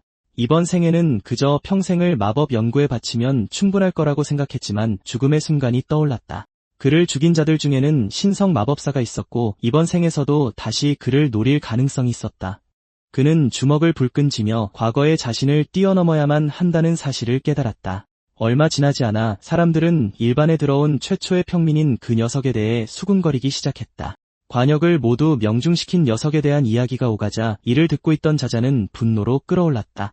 자자는 마법을 진지하게 대하지 않는 자들은 어차피 곧 도태될 거라며 그 상황을 멍청하다고 비웃었다. 바로 그 순간 오스카가 방에 들어서자 모두의 시선이 그에게 쏠렸다. 자자는 오스카를 발견하고 경노하며 자리에서 박차고 일어났지만 대체 무슨 상황이 벌어지고 있는 건지 이해할 수 없었다. 오스카는 그들을 무시한 채 자신감 넘치는 표정으로 걸음을 옮겼다. 그는 원장과의 마지막 만남과 그가 남긴 말들을 떠올렸다. 그날 밤 오스카는 주변에 만화를 일으키며 수련했다. 달리기가 지구력을 기르듯 만화를 반복적으로 방출하면 회로가 확장되어 더 많은 만화를 흡수할 수 있을 거라 생각했다. 생각에 잠겨있던 그는 어느새 동이 트고 있음을 깨달았다. 만화를 많이 흡수할수록 몸에서 방출하는데 더 오랜 시간이 걸렸고 이제 그에겐 실전이 필요했다. 시간을 확인하고 깜짝 놀란 그는 서둘러 옷을 챙겨 입으며 난생 처음으로 진심으로 강해지고 싶다는 열망을 느꼈다. 그렇게 그가 교실에 들어서자 자자는 몸을 굳히며 저기를 드러냈다. 오스카 역시 학생들의 시선을 눈치채고 자신이 결국 이곳에 왔음을 실감했다. 그의 뒷자리에는 한 소녀가 책을 읽고 있었다. 그는 바닥에 떨어진 책갈피를 주워들며 그녀의 것 같다고 건네주었다. 소녀는 책갈피를 받아들며 고맙다고 인사했다. 오스카는 그녀가 꽃을 무척 좋아한다는 걸 깨닫고 놀란 눈으로 그를 바라보던 과거의 릴리를 떠올렸다. 그는 그녀 옆에 앉아 아무 말도 하지 않았다. 그저 책갈피에 그려진 꽃이 아름답다고 생각할 뿐이었다. 내 이름은 오스카야. 만나서 반가워. 그녀 역시 릴리 로엘이라며 자신의 이름을 밝혔다. 그때 누군가 교실로 들어오며 다들 모인 것 같다고 말했다. 학생들은 화들짝 놀라며 대체 누구의 목소리인지 어리둥절해했다. 어디서 나는 소리지? 갑자기 책장들이 저절로 넘어가기 시작했고 학생들은 이게 무슨 마법인지 영문을 몰라 했다. 이내 그 교수님이 나타나 좋은 아침이라고 인사하며 자신의 이름은 러시라고 소개했다. 그녀가 일반의 지도를 맡게 된 것이다. 모두가 선발시험에 응시했고 각자의 재능을 증명해 보였다고 했다. 오스카는 그녀가 일반 입학시험을 주관했다는 걸 깨달았고 러시 교수는 그에 따라 다음 주부터 몬스터와 싸우는 법을 배울 것이라고 선언했다. 이것이 그들의 실전 훈련이 될 터였다. 오스카는 미소를 지으며 이렇게 빨리 진짜 전투를 경험하게 될 줄은 몰랐다고 생각했다. 러시 교수는 전력의 균형을 맞추기 위해 5인 1조로 조를 편성하겠다고 말했다. 학생들은 깜짝 놀랐다. 마력량을 말씀하시는 건가요? 그녀는 아니라고 대답했다. 이번에는 그들의 만화회로, 즉 얼마나 많은 만화를 흡수할 수 있는지를 보겠다는 뜻이었다. 학생들은 어떻게 그걸 측정할 거냐고 물었다. 그 순간 러시 교수는 미소를 지으며 이미 모든 준비가 끝났다고 말했다. 그녀가 머리 위로 마법진을 전개하자 모든 학생이 경이로운 눈빛으로 이를 지켜보았다. 곧 학생들의 머리 위에도 각자 구체가 나타났다. 구체가 밝게 빛날수록 보유한 마나량이 많다는 뜻이었다. 학생들은 서로 눈빛을 교환하며 각자의 마법진 색깔을 확인했다. 러시 교수는 몇몇 학생들은 이미 숙련자들과 맞먹는 수준이라며 감탄했다. 하지만 오스카는 이 마법이 어떻게 작동하는지 전혀 이해하지 못했다. 학생들은 오스카의 구체가 옅은 빛조차 간신히 내고 있는 걸 보며 저 녀석이 정말 일반에 붙은 게 맞냐고 수근거렸다. 역시 평민은 평민일 뿐이네. 쟤랑 같은 조가 되는 애들은 억세게 운도 없는 거지. 오스카는 지금 이런 잡음에 흔들릴 때가 아니라고 마음을 다잡았다. 바로 그때 릴리가 그를 돌아보며 자신과 같은 조를 하지 않겠냐고 물었다. 오스카가 되물었다. 정말 괜찮겠어? 릴리가 대답했다. 응. 꽃을 좋아하는 사람이니까 분명 좋은 사람일 거야. 하지만 그래도 레이븐의 허락을 구해야만 했다. 오스카는 의아해하며 물었다. 그게 누군데? 레이븐은 다시 한번 확인하듯 물었다. 저 녀석을 우리 조에 끼워주자고? 오스카는 미소를 지으며 괜찮다며냐 자신은 고맙다고 대답했다. 그들 사이에 잠시 정적이 흐른 뒤 레이븐은 약자를 보호하는 것 또한 귀족의 의무라고 말했다. 좋아, 그럼 짐꾼 역할이라도 시키지. 잠시 후 그들이 복도로 나오자 모든 학생들의 시선이 오스카에게 쏠렸다. 이를 눈치챈 릴리는 그들을 무시하라고 말했다. 귀족들은 어릴 때부터 마법을 배우니 지식의 차이가 나는 건 당연한 일이라고 했다. 오스카는 신경 쓰지 않는다며 조에 끼워줘서 고맙다고 답했다. 그 순간 릴리가 궁금해하며 물었다. 마법을 배운 지는 얼마나 됐어? 그는 반년 전부터 시작했다고 대답했다. 운 좋게도 훌륭한 스승님을 만났거든. 릴리는 경악한 표정으로 그를 바라보며 되물었다. 겨우 6개월. 오스카는 뭐가 문제인지 영문을 모른 채 고개를 갸웃거렸다. 러시 교수가 교실을 나서자 자잔이 그녀의 이름을 부르며 다가갔다. 그녀가 무슨 일이냐고 물었다. 자잔은 어째서 평민 따위가 일반에 들어올 수 있었는지 따져 물었다. 그 녀석은 쓸 줄 아는 마법도 없는 데다 마나량도 형편없잖아요. 그런 생초보는 일반에 어울리지 않는 게 분명합니다. 벌써부터 뒤처지고 있는데 그 격차는 눈 깜짝할 새에 더 벌어지고 말 겁니다. 러시 교수가 되물었다. 오스카 학생에 대해 말하는 거니? 만화를 각성한 지 불과 반년밖에 안 된 학생인데도 여전히 이곳에 어울리지 않는다고 생각하는 거야? 자자는 그 말에 굳어버렸고 러시 교수는 오스카가 앞으로도 무서운 속도로 성장할 것이라고 덧붙였다. 몇 달만 주어지면 머지않아 스스로를 증명해낼 테고 실력 없는 자들은 실전 훈련에서 알아서 도태될 거란다. 그녀는 말을 이었다. 보통 귀족들은 어릴 때부터 마법을 배우기 시작하기 때문에 지금쯤이면 다들 최소 마스터 수준에 도달해 있는 게 정상이란다. 오스카가 물었다. 그런 거였어? 마스터급 마법사들은 실전 경험이 없더라도 실제 몬스터와 충분히 싸울 수 있는 실력을 갖추고 있다. 하지만 그 어린 나이에 마스터 수준에 도달한다는 것 자체가 엄청난 업적이긴 하지. 오스카는 이 사실에 놀랐고 릴리는 여기서 진짜 놀라운 건 오스카, 너라고 소리쳤다. 반년 만에 수습 마법사 수준에 도달하다니 이건 정말 말도 안 되는 일이었다. 그는 속으로 이것이 정말 자신의 타고난 재능 덕분인지 의문을 품었다. 그저 훌륭한 스승님을 만났을 뿐인데. 릴리는 그래도 비정상적인 속도라고 대답했고 오스카는 문득 생각난 듯 질문을 던졌다. 그런데 대체 레이븐이 누구야? 그녀는 레이븐이 유구한 역사와 전통을 지닌 대귀족 가문의 자제라고 알려주었다. 그의 가문은 보호가 필요한 소귀족 가문들을 거느리고 있었다. 오스카가 릴리에게 어느 가문 출신이냐고 물었다. 그녀는 레이븐이 좀 무례하긴 해도 무척 강하기 때문에 도움이 필요할 땐 분명 그들을 지켜줄 거라고 대답했다.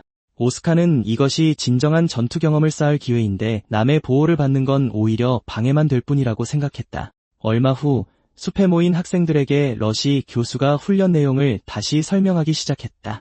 이 숲에는 하급 몬스터들이 배회하고 있으며 그들의 임무는 이곳에서 하룻밤을 버티는 것이었다.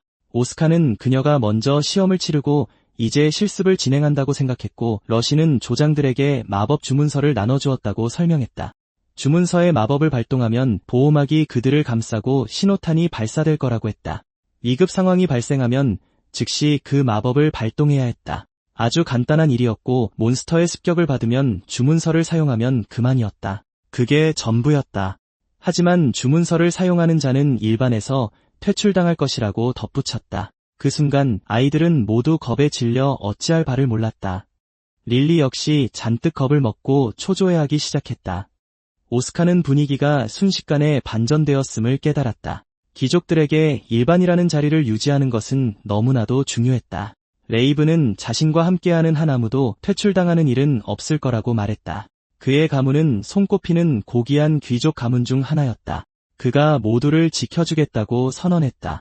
얼마 후 아이들은 채비를 마치고 자기들끼리 이야기를 나눴다. 레이븐은 주인공에게 가방을 던지며 짐을 들라고 명령했다. 릴리는 너무 무겁다며 기겁했지만 오스카는 미리 동의했던 일이니 괜찮다고 대답했다. 레이븐은 그가 제 분수를 알아서 다행이라며 씩 웃었다. 가장 중요한 건 그가 일행에 뒤처지지 않고 잘 따라가는 것이었다.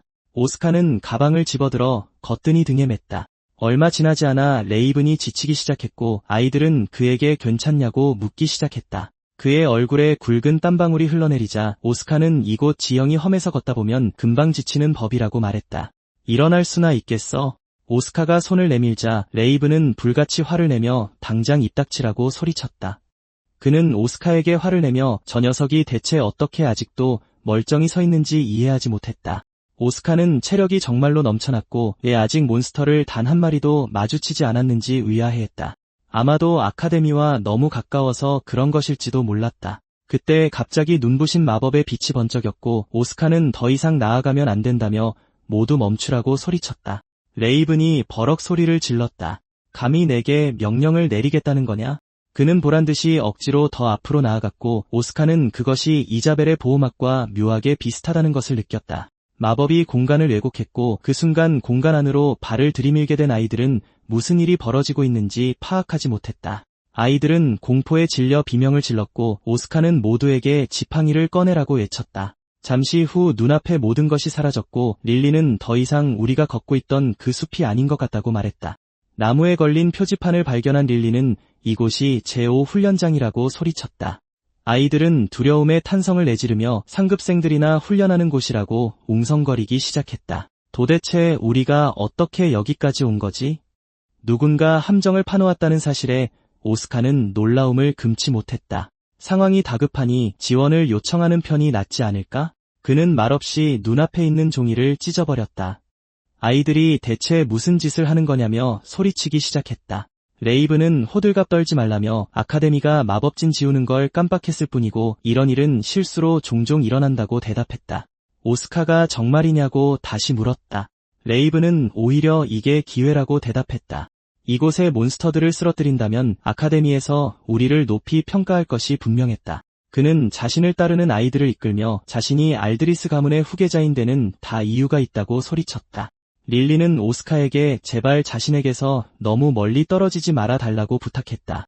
그가 묘한 위화감을 느끼고 언짢아 하던 그때 이빨을 드러낸 수많은 늑대 마물들이 눈앞에 나타났고 레이븐은 마침 잘됐다며 자신만만하게 말했다.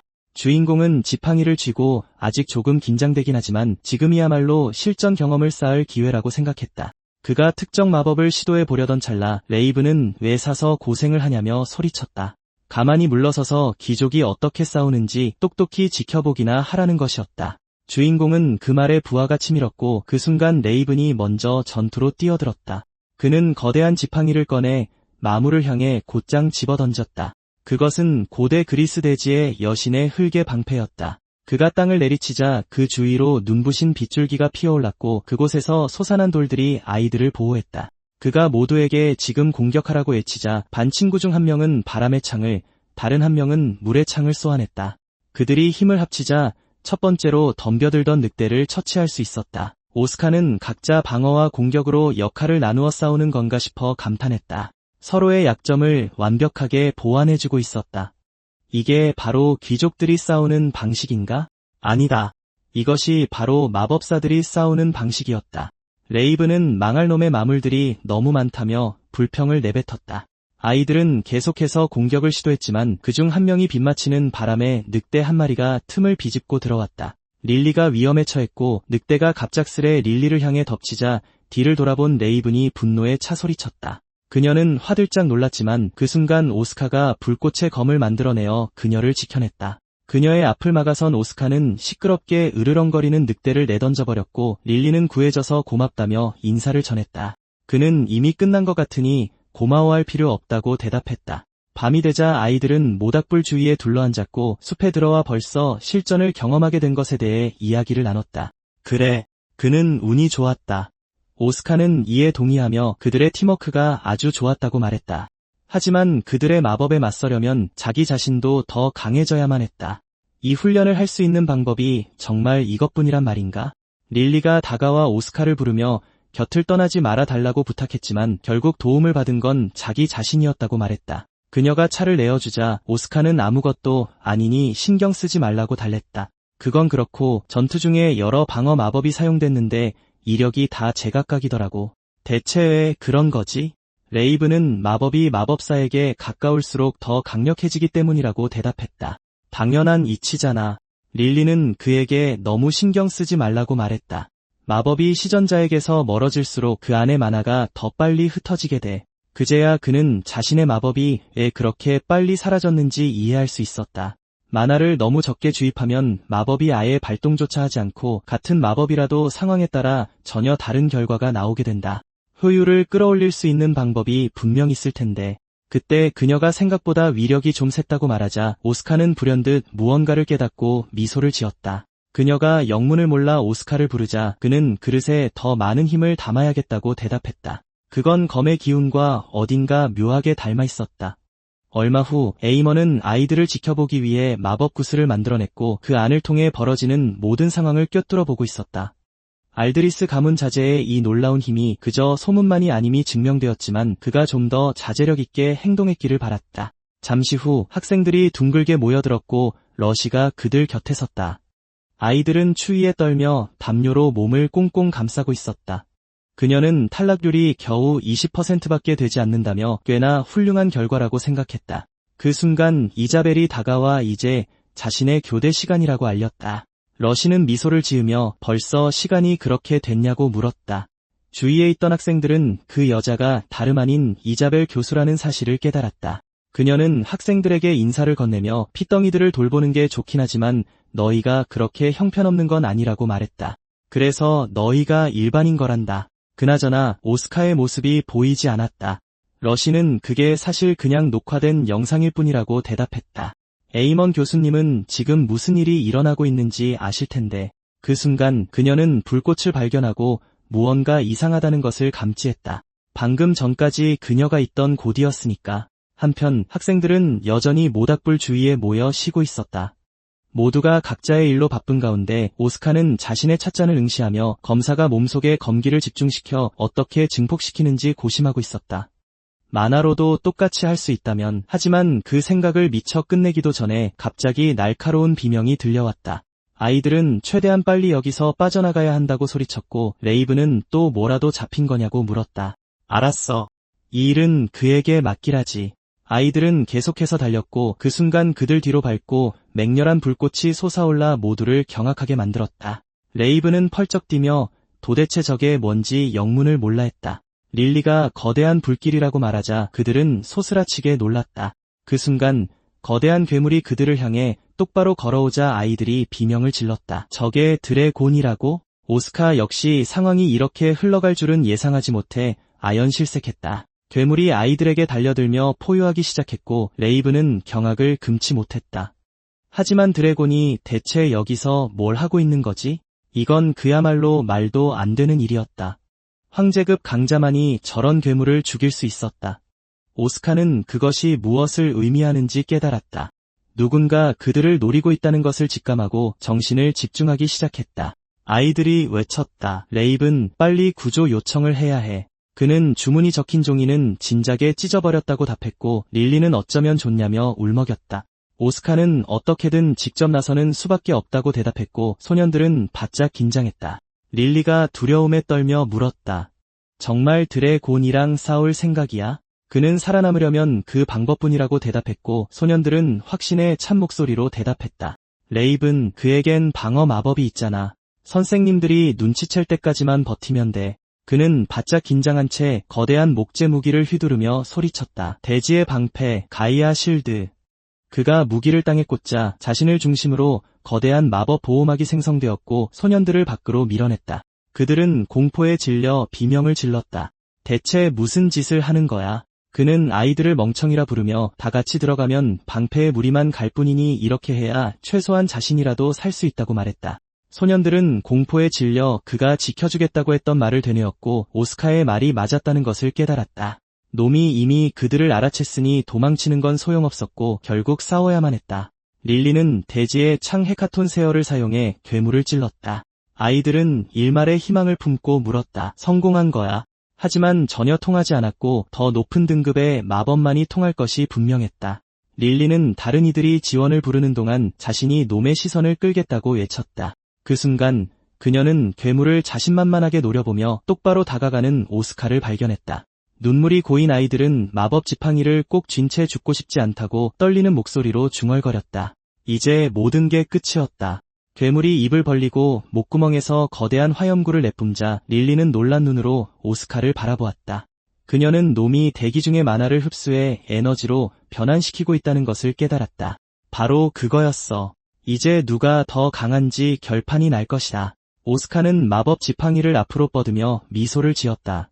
드래곤은 예로부터 자연재해로 묘사되어 왔다. 자연의 만화를 흡수해 맹렬한 불길을 뿜어내니 드래곤이라는 이명이 붙은 것도 당연했다. 만화를 단순히 흡수하는 것에 그치지 않고 하나로 집중시켜 증폭시킨다면 어떨까? 그 순간 그는 불가능한 일을 해냈고 모두가 공포와 경악에 빠졌다.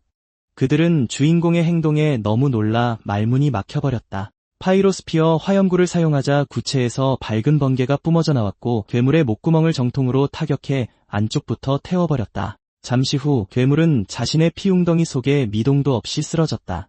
아이들은 이런 전개를 전혀 예상하지 못했고 릴리는 공포에 질려 바닥에 주저앉고 말았다. 그녀가 미처 반응하기도 전에 오스카는 아무 말 없이 소매를 걷어붙였다. 같은 시각 수정구를 통해 이 광경을 지켜보던 에이머는 더 이상 장난이 아니라며 중얼거렸다. 풋내기 신입생이 자신의 키메라를 죽여버리다니. 대체 어디서 저런 힘이 튀어나온 거지? 그는 날카롭게 고개를 돌리며 그들이 의심받고 있음을 깨달았다. 이번에는 목숨을 건졌겠지만 다음번엔 반드시 박살 내주마. 저런 힘을 다룰 자격은 고귀한 핏줄을 타고난 자들에게만 허락된 것이었다. 오스카는 자신의 두 손을 내려다보며 성공했다는 사실에 미소 지었다. 그는 주먹을 꽉 쥐며 전율했다. 기운을 증폭시키는 기술이 만화에도 완벽하게 통했기 때문이다. 전생의 경험이 없었다면 이런 이론은 결코 떠올리지 못했을 것이다. 그 순간 괴물은 완전히 소멸했고 아이들은 믿기지 않는다는 듯이 쳐다보았다. 방금 진짜 통한 거야. 오스카가 정말 저 괴물을 죽였다고. 잔뜩 겁에 질린 레이븐은 보호막 안에서 바스락거리며 이건 말도 안 되는 헛소리라고 짓거렸다. 자신이 그를 지켜준 게 아니라 천한 평민 따위가 자신을 구한 꼴이 되었으니. 릴리는 무슨 일이 일어난 건지 물었다. 오스카가 한 걸음 내딛는 순간 갑자기 쓰러지려 하자 릴리는 기겁하며 그를 부축했다. 그녀는 괜찮냐고 물었다. 오스카는 그렇다고 대답했다. 그저 조금 피곤할 뿐이라고. 힘을 너무 무리하게 끌어다 쓴 탓에 역풍을 맞은 모양이었다. 몸 안쪽부터 갈기갈기 찢겨나가는 듯한 고통이었다. 끔찍하게 고통스럽고 타는 듯이 뜨거웠다. 갑자기 그들 뒤로 눈부신 빛이 나타나자 모든 아이들이 고개를 돌려 쳐다보았다. 릴리는 지팡이를 가슴에 꽉 품고 물었다. 누구세요? 다름 아닌 이자벨이 도착한 것이었다. 그녀는 공간이동 마법진의 흔적을 감지했을 때부터 뭔가 잘못됐다는 걸 직감했고 그 예감이 맞았다고 말했다. 골렘을 타고 도착한 그녀는 다들 무사한지 물었다. 아이들이 충격에 빠진 채 그녀를 바라보았고 오스카는 이자벨 선생님 하고 불렀다. 하지만 그는 이내 기력을 다해 쓰러지며 의식을 잃고 말았다. 그녀는 고개를 돌려 괴물의 사체를 보고는 무슨 일이 벌어졌는지 깨달았다. 그녀는 머리를 짚으며 아카데미로 돌아간 뒤에 모든 걸 자세히 이야기하자고 말했다. 아이들은 경악에 찬 시선을 교환했고 어느덧 똥이 트고 있었다. 얼마 후 오스카는 발삼 총장의 집무실에서 깨어났다. 총장이 말했다. 아카데미 영지 내에서 이런 일이 벌어질 줄 누가 상상이나 했겠나? 오스카는 대답하지 않았고 발삼 총장은 아카데미 내에 재능 있는 평민을 표적으로 삼는 오만한 자들이 있다고 털어놓았다. 그 말을 들은 오스카는 순간 몸을 굳히며 무언가를 깨달았다. 발삼 총장은 그가 살아남은 것 자체가 기적이라고 말했다. 오스카는 더 강해지기로 결심했고 이미 괄목할 만한 성장을 이루고 있는 것 같다고 대답했다. 발삼 총장은 시선을 내리깐 채 창가로 걸어가며 아카데미가 입을 수 있는 피해를 고려할 때 총장으로서 매우 유감스러운 소식을 전해야만 하겠다고 말했다. 오스카가 의아한 표정으로 쳐다보자 발삼 총장이 말했다. 오스카, 넌 아카데미를 떠나야 하며 다시는 마법을 써서도 안 된다. 그 말을 들은 오스카는 청천벽력 같은 소리에 얼어붙고 말았다. 발삼 총장은 놈들이 이미 그를 노리고 있는 이상 이것이 살아남을 수 있는 유일한 방법이라고 설명했다. 오스카가 되물었다. 마법이 없는 삶은 그저 마법을 못 쓰는 것에 그치지 않습니다.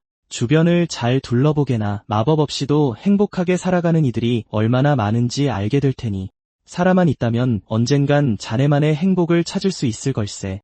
그는 아직 어리니 기회를 놓쳐서는 안 된다고 했다. 오스카는 싫다고 대답했다. 그는 자신감 넘치는 태도로 이제 와서 물러설 수는 없다고 말했다. 발삼스가 그게 무슨 뜻이냐고 물었다. 오스카는 걱정해 주셔서 감사하다고 인사했다.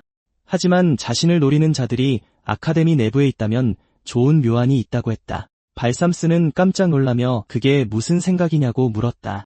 오스카는 자신이 직접 미끼가 되어 그들을 꿰어내겠다고 대답했다. 그 순간 발삼스는 말문이 막혀 어떻게 반응해야 할지 몰랐다.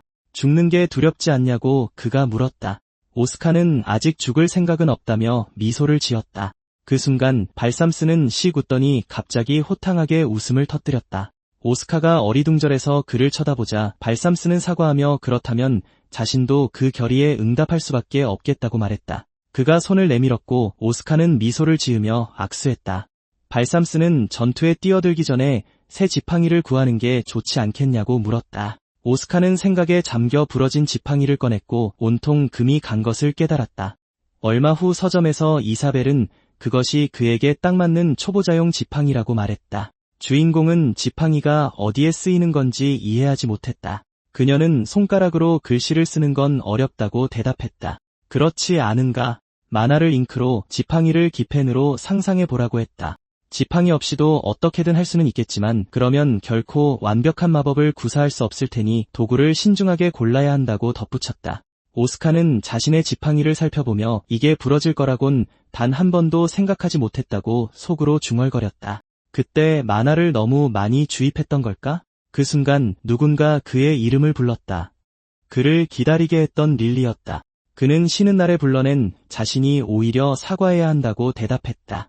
릴리는 아니라고 말했다. 그녀도 개인적으로 살 게 좀 있었고 그를 봐서 반갑다며 부끄러워하는 기색으로 새 지팡이를 사러 가자고 했다. 잠시 후 그들은 한 상점에 들어갔고 주인공은 선택지가 너무 많아 깜짝 놀랐다. 점원은 자신의 상품들에 자부심이 있다며 한번 둘러보라고 했다. 이 지팡이는 보석이 박힌 세상에 단 하나뿐인 물건이라 확실히 눈에 띌 것이라고 했다. 그는 보석에 무슨 특별한 효과라도 있냐고 되물었다. 릴리가 그에게 가격표를 보라고 속삭였다. 주인공이 100만이라는 가격을 보자 릴리는 감당할 수 없는 금액이니 다른 상점을 둘러보자고 제안했다. 그렇게 두 사람은 눈에 띄는 상점마다 들어갔지만 전부 너무 비쌌고 점원들이 강매를 시도하는 바람에 번번이 도망쳐 나와야만 했다. 밖으로 나와 간신히 벗어났을 때 오스카는 지팡이가 이렇게 비싸다는 걸 깨닫고 애석한 듯 한숨을 쉬었다. 제일 싼 지팡이를 살 돈조차 턱없이 부족했다.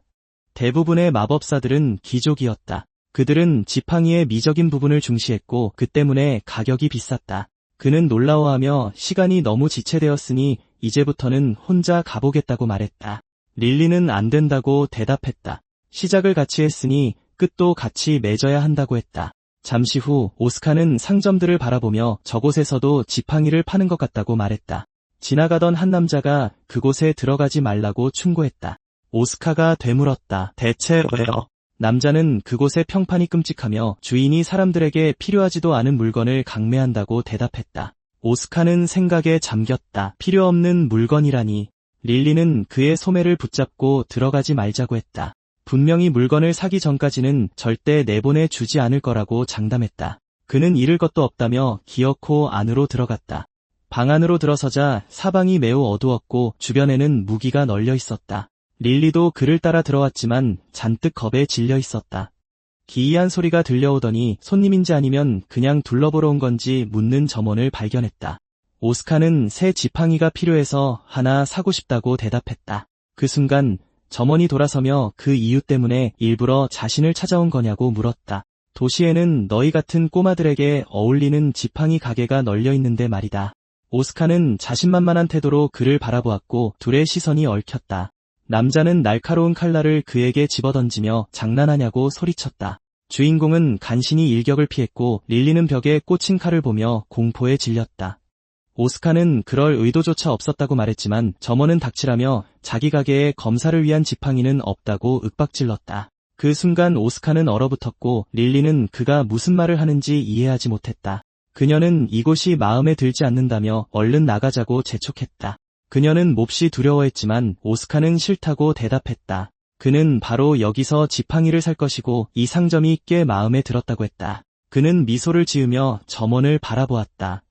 어이가 없어진 릴리가 다시 물었다. 여기서 지팡이를 산다고? 오스카가 물었다. 대체 뭘 보고 자신이 검사라고 생각한 겁니까?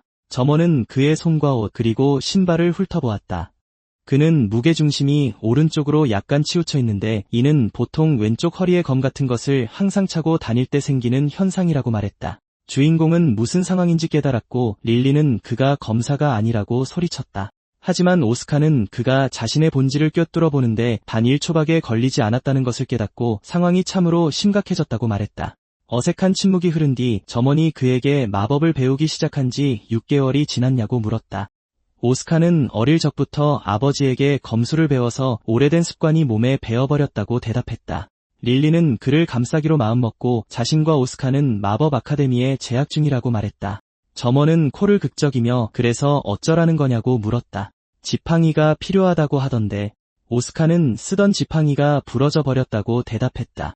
그가 지팡이를 건네자 점원은 수리가 불가능할 정도로 내부의 마법진이 망가졌다고 말했다. 과도한 양의 만화로 인한 부하를 지팡이가 견뎌내지 못한 게 분명했다. 오스카가 물었다. 어째서죠? 그는 지팡이가 클수록 더 많은 만화를 견딜 수 있다고 대답했다.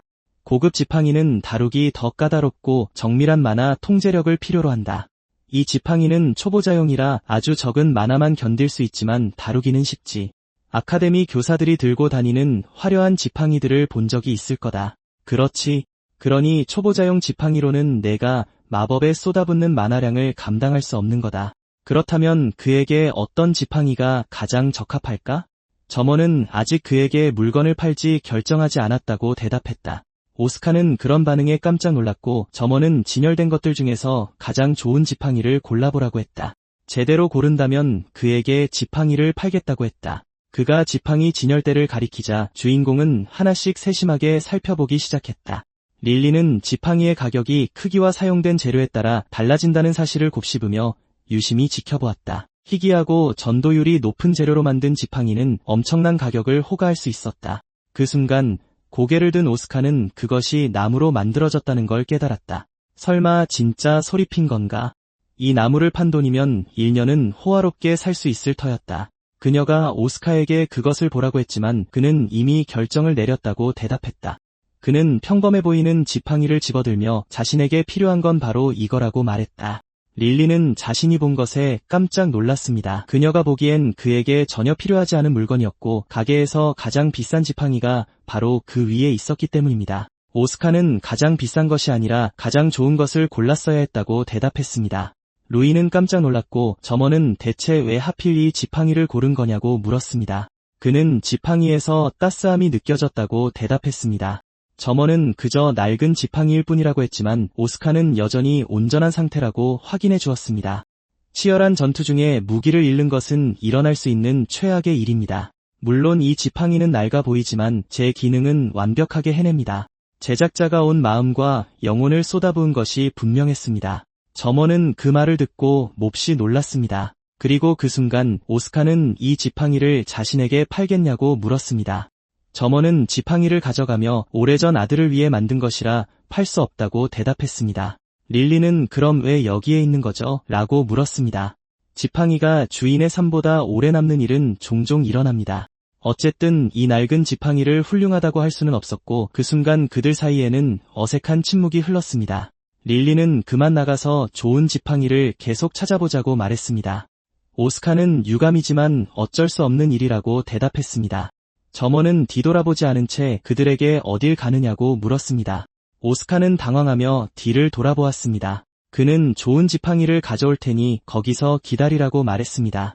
오스카와 릴리는 이 말에 뛸 듯이 기뻐했고 그녀는 사실 내심 많이 걱정했었다고 털어놓았습니다. 오스카는 사과하며 그가 어떤 지팡이를 가져올지 궁금하지 않냐고 물었습니다. 그녀는 그가 그렇게 나쁜 사람은 아닌 것 같다고 대답했습니다. 그리고 문이 열리는 순간 에이먼이 걸어 들어왔습니다. 에이먼은 깜짝 놀라며 그들이 여기서 무얼 하고 있는지 물었습니다. 아이들은 겁에 질려 어찌할 바를 모른 채 뒤를 돌아보았습니다. 에이먼은 분노한 표정으로 손에 밧줄을 쥐고 있었습니다. 주인공은 이를 눈치챘고 릴리는 교수님도 지팡이를 사러 오셨나요? 라고 물었습니다. 그는 대충 그렇다고 얼버무렸습니다.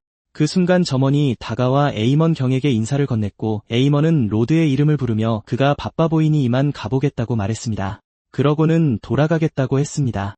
그 순간 그는 가게 밖으로 뛰어나가 발길을 돌렸습니다. 릴리는 그의 뒷모습을 보며 가버렸다고 말하면서도 왜 이곳에 왔는지 의아해했습니다. 주인공은 이 상황에 침묵으로 일관했고 로드는 가만히 앉아있을 수가 없었다고 말했습니다. 그는 오스카에게 지팡이를 건네며 이것이 그의 새로운 파트너라고 말했습니다. 지팡이는 엄청나게 컸고 그는 그것이 무엇인지 단번에 알아차렸습니다. 기원의 나무는 섬에 우뚝 솟아있는 거대한 나무입니다. 혹독한 환경에도 불구하고 이 식물은 살아남았으며 그 푸른 잎은 결코 시들지 않습니다. 수십 년에 한 번씩 가지를 떨어뜨리기 때문에 이 나무의 가지로 만든 지팡이는 최고로 꼽히며 엄청난 가치를 지닙니다. 판매자는 아가씨의 말이 사실이며 이 지팡이의 만화 전도율은 그야말로 탁월하다고 말했습니다.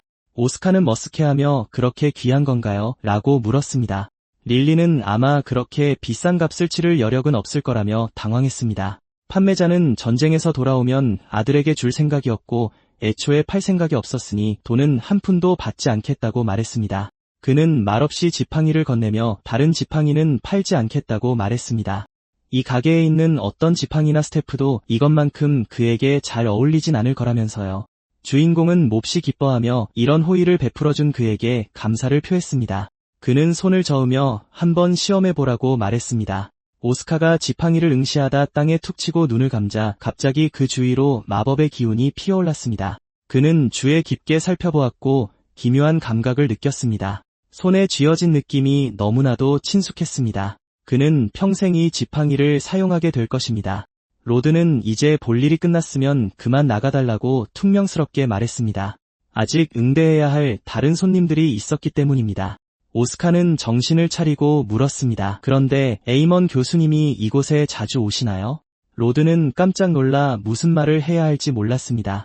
잠시 후 학생들은 교실에 모여 자리에 앉았습니다. 그들은 어쩌다 제5 고등훈련장에 떨어지게 된 건지 이야기하기 시작했습니다.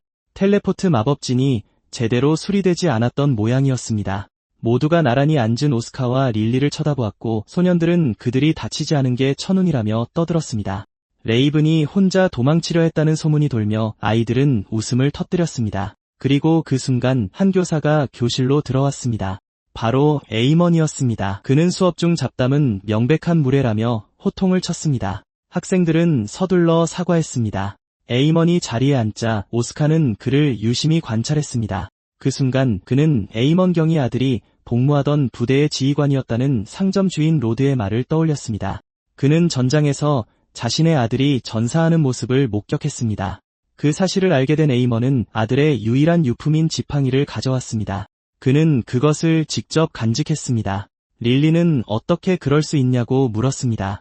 로드는 아가씨가 귀족이라 잘 모를 수도 있지만 그는 평민인 자신의 아들을 항상 잘 대해주었다고 대답했습니다. 그는 좋은 사람이었습니다. 그 순간 오스카는 바짝 긴장하며 훌륭한 지팡이라고 말했습니다. 그의 아들은 무척이나 재능 있는 마법사였습니다. 그렇지 않나요? 그러니 귀족들과 견주어도 손색이 없었죠. 그 순간 판매자는 바짝 긴장하며 그걸 어떻게 아느냐고 물었습니다. 한편 주인공은 에이먼의 행동을 지켜보며 그날 그가 참관인 중 한 명이었음을 떠올렸고 그가 공격을 배후에서 조종했다고 확신했습니다. 에이먼은 그가 모든 걸 알아챘다는 사실을 몰랐고 이것이 기회였습니다. 이번에는 그가 먼저 움직일 차례였습니다. 얼마 후 에이먼은 자신의 방으로 들어가 마법 거울 속의 악마를 바라보았습니다. 거울 속의 악마는 전장에서 보여준 그의 능력을 높이 평가하며 임무를 계속 수행하도록 아카데미로 보냈다고 말했습니다. 에이먼은 모든 것을 이해했다고 대답했고 낯선 자는 전방에 비해 아카데미는 그에게 너무 과분한 곳이라고 말했습니다. 에이먼은 결코 그렇지 않다고 주장했고 악마는 서둘러 명령이나 수행하라고 지시했습니다. 에이먼 경은 어찌할 바를 모른 채 침묵을 지켰습니다. 새로운 아침이 밝자 주인공은 교장에게 에이먼이 공격을 꾸몄다고 말했습니다. 교장은 에이먼이 전우를 위해 목숨을 걸 준비가 되어 있던 자였기에 그 말을 도저히 믿을 수 없었습니다. 그는 용감한 마법사였습니다. 오스카는 그의 과거에 대해 들었지만 자신의 결론에 전적으로 확신한다고 대답했습니다. 그렇다면 의심할 여지가 없겠지만 증거 없이는 그를 체포할 수 없었습니다. 오스카는 그래서 자신이 여기 온 거라며 미소를 지었습니다. 교장이 의아한 듯 그를 쳐다보자 오스카는 에이먼이 첫 실기 수업에서 불필요한 목격자를 피하려고 사고로 위장해 자신을 죽이려 했다고 말했습니다. 만약 그에게 그런 기회를 준다면 그는 즉시 미끼를 물 것이라고요. 교장은 어안이 벙벙했지만 불필요한 목격자를 피하기 위해 황녀의 호위 임무를 구실로 삼을 수 있다는 것을 깨달았습니다. 아리엘 전하는 원래 다른 학생들과 함께 입학할 예정이었으나 황가에 전해져 내려오는 마법이 그녀의 건강에 영향을 미치는 바람에 입학이 연기된 상태였습니다. 러시 교수는 전하를 아련하고 호위하기 위해 그가 수도로 가야 한다고 발표했습니다. 오스카가 이 임무에 배정된 것입니다. 자자는 그의 이름이 불리자 심기가 불편해졌습니다. 오스카는 아카데미에서 수도로 향하는 여정을 떠올리며 놈들의 입장에서는 이때가 자신을 공격할 완벽한 기회가 될 것임을 깨달았습니다. 러시는 더 질문이 있냐고 물었습니다. 자잔이 손을 들고 말했습니다. 그가 여기에 불려온 거라면 그의 실력이 자신들과 동급이라고 생각한다는 뜻이냐고요. 러시는 지난 실기 수업에서 오스카가 훌륭한 기량을 보여주었기에 그렇다고 긍정했습니다. 오히려 그가 이미 그들을 뛰어넘었다고 할 수 있다고 덧붙였습니다. 자자는 그 말을 듣고 경악으로 얼굴이 일그러졌고 옆에 앉은 소녀도 당황한 기색이 역력하며 불안해 보였다. 자자는 자신도 하위 클래스에 겨우 들어갈 정도의 만화밖에 없고 기초 마법만 쓸 수 있다는 걸 안다고 대꾸했다. 그는 그저 보잘것없는 평민에 불과했다. 자신을 향한 모욕에 오스카가 어떻게 반응해야 할지 몰라 하는 사이 자자는 계속해서 그를 하늘 높이 치켜 세우는 녀석들이 끊임없이 나타난다고 말했다. 그런데 이제 와서 그가 자신을 뛰어넘었다고? 누가 봐도 이상한 일이었다. 그래서 그는 오스카에게 결투를 신청했다. 자자는 그를 손가락으로 가리키며 마법사로서 할 수 있는 모든 것을 보여주겠다고 소리쳤다. 오스카는 경악하며 어안이 벙벙한 채 물었다. 뭐라고? 러시는 얼굴을 감싸지며 이런 상황에서는 평범한 호위 임무조차 완전한 혼돈으로 빠져들 것 같다고 말했다. 그럼 좋아, 그녀가 말했다. 결투에서 지는 사람은 임무에서 제외될 거다. 자자는 그게 바로 자신이 원하던 바라고 대답했다. 오스카는 깜짝 놀라며 어찌할 바를 몰랐다. 잠시 후 그들은 서로 마주 선 채 결투를 벌이게 되었다. 오스카는 어쩌다 일이 이렇게 된 건지 이해할 수 없는 채로 지팡이를 쥐었고 자잔이 손을 들어 올리는 것을 보자 바짝 긴장했다. 그 순간 자잔의 몸 주위로 얼음 조각들이 나타났고 그는 오스카에게 당장 방어하라고 소리쳤다. 고개를 든 오스카는 에몬을 처리하려면 그저 이 임무에 참여하기만 하면 된다는 사실을 깨달았다. 그래서 그는 지팡이를 꽉 쥐고 자잔이 원하는 대로 다 맞춰주기로 마음먹었다. 그는 자잔을 향해 지팡이를 겨누었다. 그는 확신했다. 과거 자잔의 기억 속에서 수많은 녀석들이 마력으로 훈련용 인형에 타격을 입혔다. 모든 발사체가 적중했다. 글로리스 가문의 아들에게 이 정도는 당연하지 않은가? 자잔은 산산조각이 난 인형을 바라보았고 그의 얼굴은 경악으로 일그러졌다. 글로리스 가문은 얼음 마법을 전문으로 하는 귀족 가문이다. 모두의 기대에 부응했던 형과 비교하면 그는 이번에도 마법적 재능 없이 태어난 셈이었다. 매일같이 기술을 연마하는 동안 그의 온몸이 얼어붙는 듯했다. 그는 형을 따라잡고 부모님의 기대에 부응해야 했으며 무엇보다 글로리스 가문의 훌륭한 일원이 되어야 했다.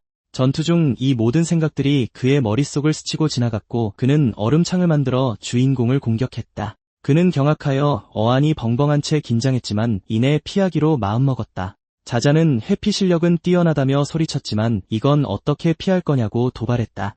그는 즉시 광역 빙결 마법인 메가스톰을 시전했다. 주인공은 자신의 손과 얼굴에 얼음이 맺히고 있다는 것을 깨달았다. 손이 너무 시려워서 그는 포디아스의 불꽃을 사용해 얼음을 녹여냈다. 그 순간 자자는 깜짝 놀라며 멈칫했다. 러시가 계속해서 전투를 지켜보는 가운데 오스카는 자신만만한 눈빛으로 그를 쳐다보았다. 불을 사용해 마법을 무효화하고 엄청난 전투 경험을 가지고 있었지만 만화의 양에서 그들은 너무나도 큰 차이가 났다. 그리고 오스카는 그가 쏟아내는 마법의 엄청난 물량에 쉽게 압도당할 수 있었다.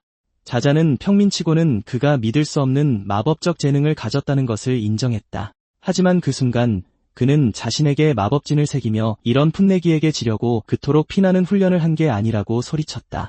맞은편에 앉아 책을 읽고 있던 소녀는 평소라면 그들을 무시했을 것이다. 하지만 그 순간 그녀조차 책에서 고개를 들고 그들의 싸움에 푹 빠져들었다. 러시가 외쳤다. 저게 도대체 뭐야? 주인공은 마력으로 빛을 내며 기다리게 해서 미안하다고 사과했다. 생각보다 준비하는데 시간이 오래 걸렸다고 덧붙였다. 자자는 그게 무슨 뜻이냐고 물었다. 오스카는 이제 자기 차례라고 대답했다. 그가 미소 지었지만 자자는 이미 늦었다며 소리치고는 아이스 프리즌 웨더 스피어를 외쳤다.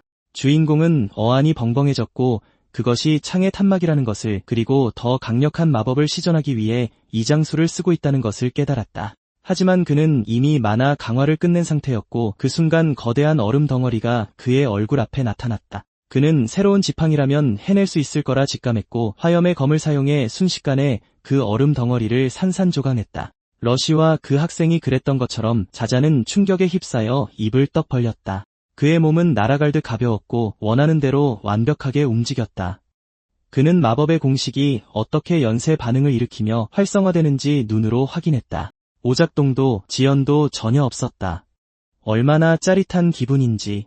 자자는 그가 자신의 보호 마법을 박살냈다는 사실을 깨닫고는 말도 안 된다며 비명을 질렀다. 그는 충격에 휩싸인 채 무릎을 꿇었고 어떻게 반응해야 할지 몰랐다. 그는 어린 시절을 떠올리며 물었다. 어떻게 하면 형처럼 될 수 있을까요? 그가 대답하기를 자기는 그렇게 대단한 마법사가 아니니 너무 과대평가하는 거라고 했다. 이 세상에는 그를 한낱 먼지처럼 보이게 만들 엄청난 천재들이 존재한다고 했다. 그리고 눈앞에 오스카를 본 순간 자자는 그가 바로 그런 천재임을 깨달았고 그때 러시가 충분하다며 소리쳤다. 싸움은 끝났다. 한편 레이븐은 벌떡 일어나 분노에 차 소리치기 시작했다. 그는 왜 자신이 이런 일을 겪어야 하는지 도무지 이해할 수 없었다. 모두가 그에 대해 수군거리기 시작했고 그는 이게 다 오스카 때문이라며 악을 썼다. 그 순간 그는 몸을 돌리다 누군가 문을 두드리는 소리를 들었다. 문 밖을 내다보며 그가 물었다. 이 시간에 또 누구야? 갑자기 그는 공포에 질렸고 눈앞에 서 있는 사람이 에몬 교수라는 사실을 깨달았다. 잠시 후 아이들이 교실에 모였고 주인공은 자잔이 친구들과 함께 들어오는 것을 발견했다. 그는 자잔을 노려보며 결투가 끝난 후 자잔이 불공평하다고 했던 말을 떠올렸다. 자신은 어릴 때부터 피나는 훈련을 해왔는데 그깟 재능 하나만으로 자신을 뛰어넘었다고 말이다. 주인공이 그에게 손을 내밀었지만 자잔은 벌떡 일어나서 시간이 얼마나 걸리든 반드시 널 쓰러뜨리고 말겠다고 소리쳤다. 오스카는 그 일을 떠올리며 미소 지었고 자신 역시 이대로 멈춰있을 순 없으니 내일 당장 에몬을 처리해야겠다고 다짐했다. 잠시 후 러시가 교실에 들어와 수업을 시작하기 전에 만화 평가를 한 번 더 진행하겠다고 발표했다. 레이븐이 들어와 조용히 그녀를 지나치려 하자 그녀는 오늘 지각이라고 말했다. 아이들은 레이븐이 자기 목숨을 부지할까 겁이 나서 기숙사 밖으로 나오는 것조차 두려워했다며 수군거리기 시작했다. 모두가 그를 놀리며 장난치고 싶어 했지만 그는 어찌할 바를 몰랐다. 그는 오스카 근처에 앉았고 오스카는 그를 보며 손이 왜 저러는지 의아해했다. 러시는 곧 평가를 시작할 테니 조용히 하라며 모두에게 소리쳤다. 수업이 끝나고 학생들이 교실을 나설 때 릴리는 그의 만화가 또 늘어난 것에 대해 이야기했다. 오스카는 이 지팡이에 벌써 익숙해지기 시작했다고 대답했고 릴리는 자신도 새 지팡이를 하나 사야 할지도 모르겠다고 말했다. 그 순간 레이븐이 그들을 따라잡고는 오스카에게 말을 걸었다. 오스카가 돌아보며 그가 뭘 원하는 건지 궁금해하자 레이븐은 어떻게 하면 더 강해질 수 있는지 그 방법을 알려달라고 말했다. 오스카가 다시 물었다. 그게 무슨 소리야? 레이븐이 소리쳤다. 바보 같은 소리 하지마. 그는 오스카의 비밀을 알고 싶어 했다. 오스카는 당황하며 속으로 생각했다. 도대체 비밀이라니 그게 무슨 소리지? 그날 밤 전장에서 다시 마주쳤을 때 오스카는 준비를 철저히 했고 심지어 연습할 장소도 찾았다고 말했다. 하지만 도대체 무슨 비밀을 말하는 거야? 레이븐이 다시 물었다. 너무 당연한 거 아니야? 그가 드래곤을 상대할 때 썼던 그 힘에 대해 말하는 거였다. 레이븐은 그에게 누군가 도움을 준 거 아니냐고 따져 물었다. 오스카는 도대체 무슨 말을 하는 건지 전혀 알 수 없어 계속 그에게 되물었다. 레이븐은 분노로 이를 갈며 비명을 지르기 시작했다. 언제까지 이런 연기를 계속할 셈이야? 내가 너희 눈엔 전부 바보 천치로 보이냐? 그 순간 그의 손에서 강렬한 빛이 새어나오기 시작하더니 그가 괴물로 변하기 시작했다. 오스카 역시 그 광경에 레이븐 본인만큼이나 끔찍한 공포를 느꼈고 두 사람 모두 비명을 지르기 시작했다. 이게 무슨 일이지? 오스카가 그에게 괜찮냐고 물었다. 레이븐은 아무도 자신에게 말해주지 않아 몰랐다며 절규했다. 그 순간 그가 공포와 두려움에 휩싸여 비명을 지르자 그의 주변 모든 것이 마력의 빛으로 타오르기 시작했고 전장에는 수많은 파편이 나타났다. 오스카는 뒤로 물러서려 했지만 누군가 자신의 손을 조종하고 있다는 사실을 깨달았다. 그 순간 그는 그 말을 떠올리며 이것이 정말 에이먼의 짓일 수 있다는 것을 직감했다. 레이븐이 소리쳤다. 이게 내 잘못이란 말인가? 적어도 나 혼자만이라도 살아남으려 한 게 무슨 잘못이란 말인가? 그는 진심으로 모두를 지키고 싶어 했다. 오스카는 무슨 일이 벌어지고 있는지 깨닫고 전투에 뛰어들었다. 그는 레이븐의 손을 뿌리치고 전투를 시작했다. 레이븐은 무슨 상황인지 이해하지 못한 채 공포에 질려 비명을 질렀다. 그리고 잠시 후 두 사람 모두 바닥에 쓰러졌다. 주인공은 레이븐을 바닥에 눕히며 에이먼에게 물었다. 이렇게까지 할 작정이었느냐고.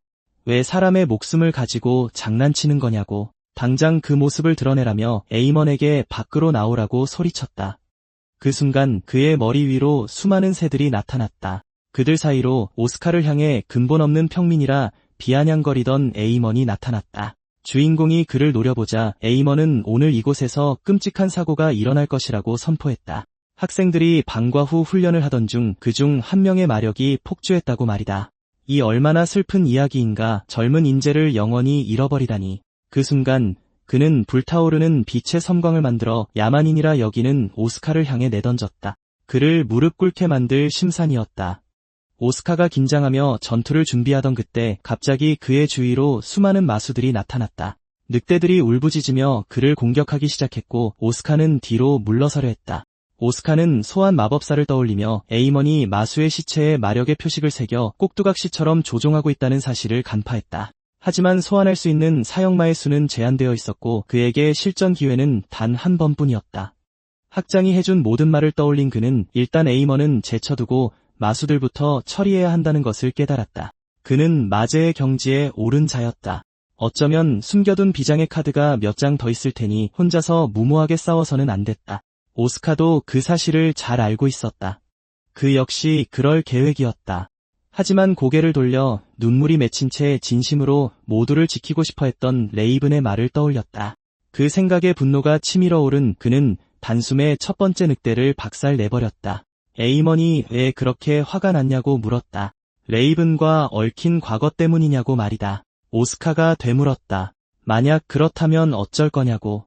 에이먼은 그들이 지인이라고 보기도 어렵다며 대꾸했다. 그저 훈련 중에 몇 번 마주친 게 전부 아니냐고. 오스카는 그것만으로도 충분하다고 답했고 에이먼은 레이븐이 그런 녀석이 아니라고 비웃었다. 그를 쓰러뜨리기 위해선 힘이 필요했다. 레이븐이 의식을 잃고 쓰러진 와중에도 에이먼은 오스카가 평민일 뿐이며 자신에게는 한낱 방해물에 불과하다고 계속 짓거렸다. 주인공이 다시 물었다. 그게 뭐 어쨌다는 거지? 에이먼이 주춤하자 오스카는 이유가 뭐든 간에 레이븐은 강해지려 했을 뿐이고 내 놈이 그걸 이용해 먹은 것은 절대 용서할 수 없다고 말했다. 그 순간 에이먼이 지팡이에 마법을 걸자 지팡이가 갑자기 산산조각이 났다. 오스카는 마법 공식을 전개할 수 없음을 깨달았고 에이먼은 재능 있는 평민 따위는 존재할 가치조차 없다고 말했다. 에이먼은 그의 곁에 내려앉으며 아무도 그의 재능을 인정하지 않았기에 자신이 철저히 준비한 것이라 말했다. 그 순간 촉수 같은 커다란 코를 가진 거대한 코끼리 형태의 마수가 그의 눈앞에 나타났다.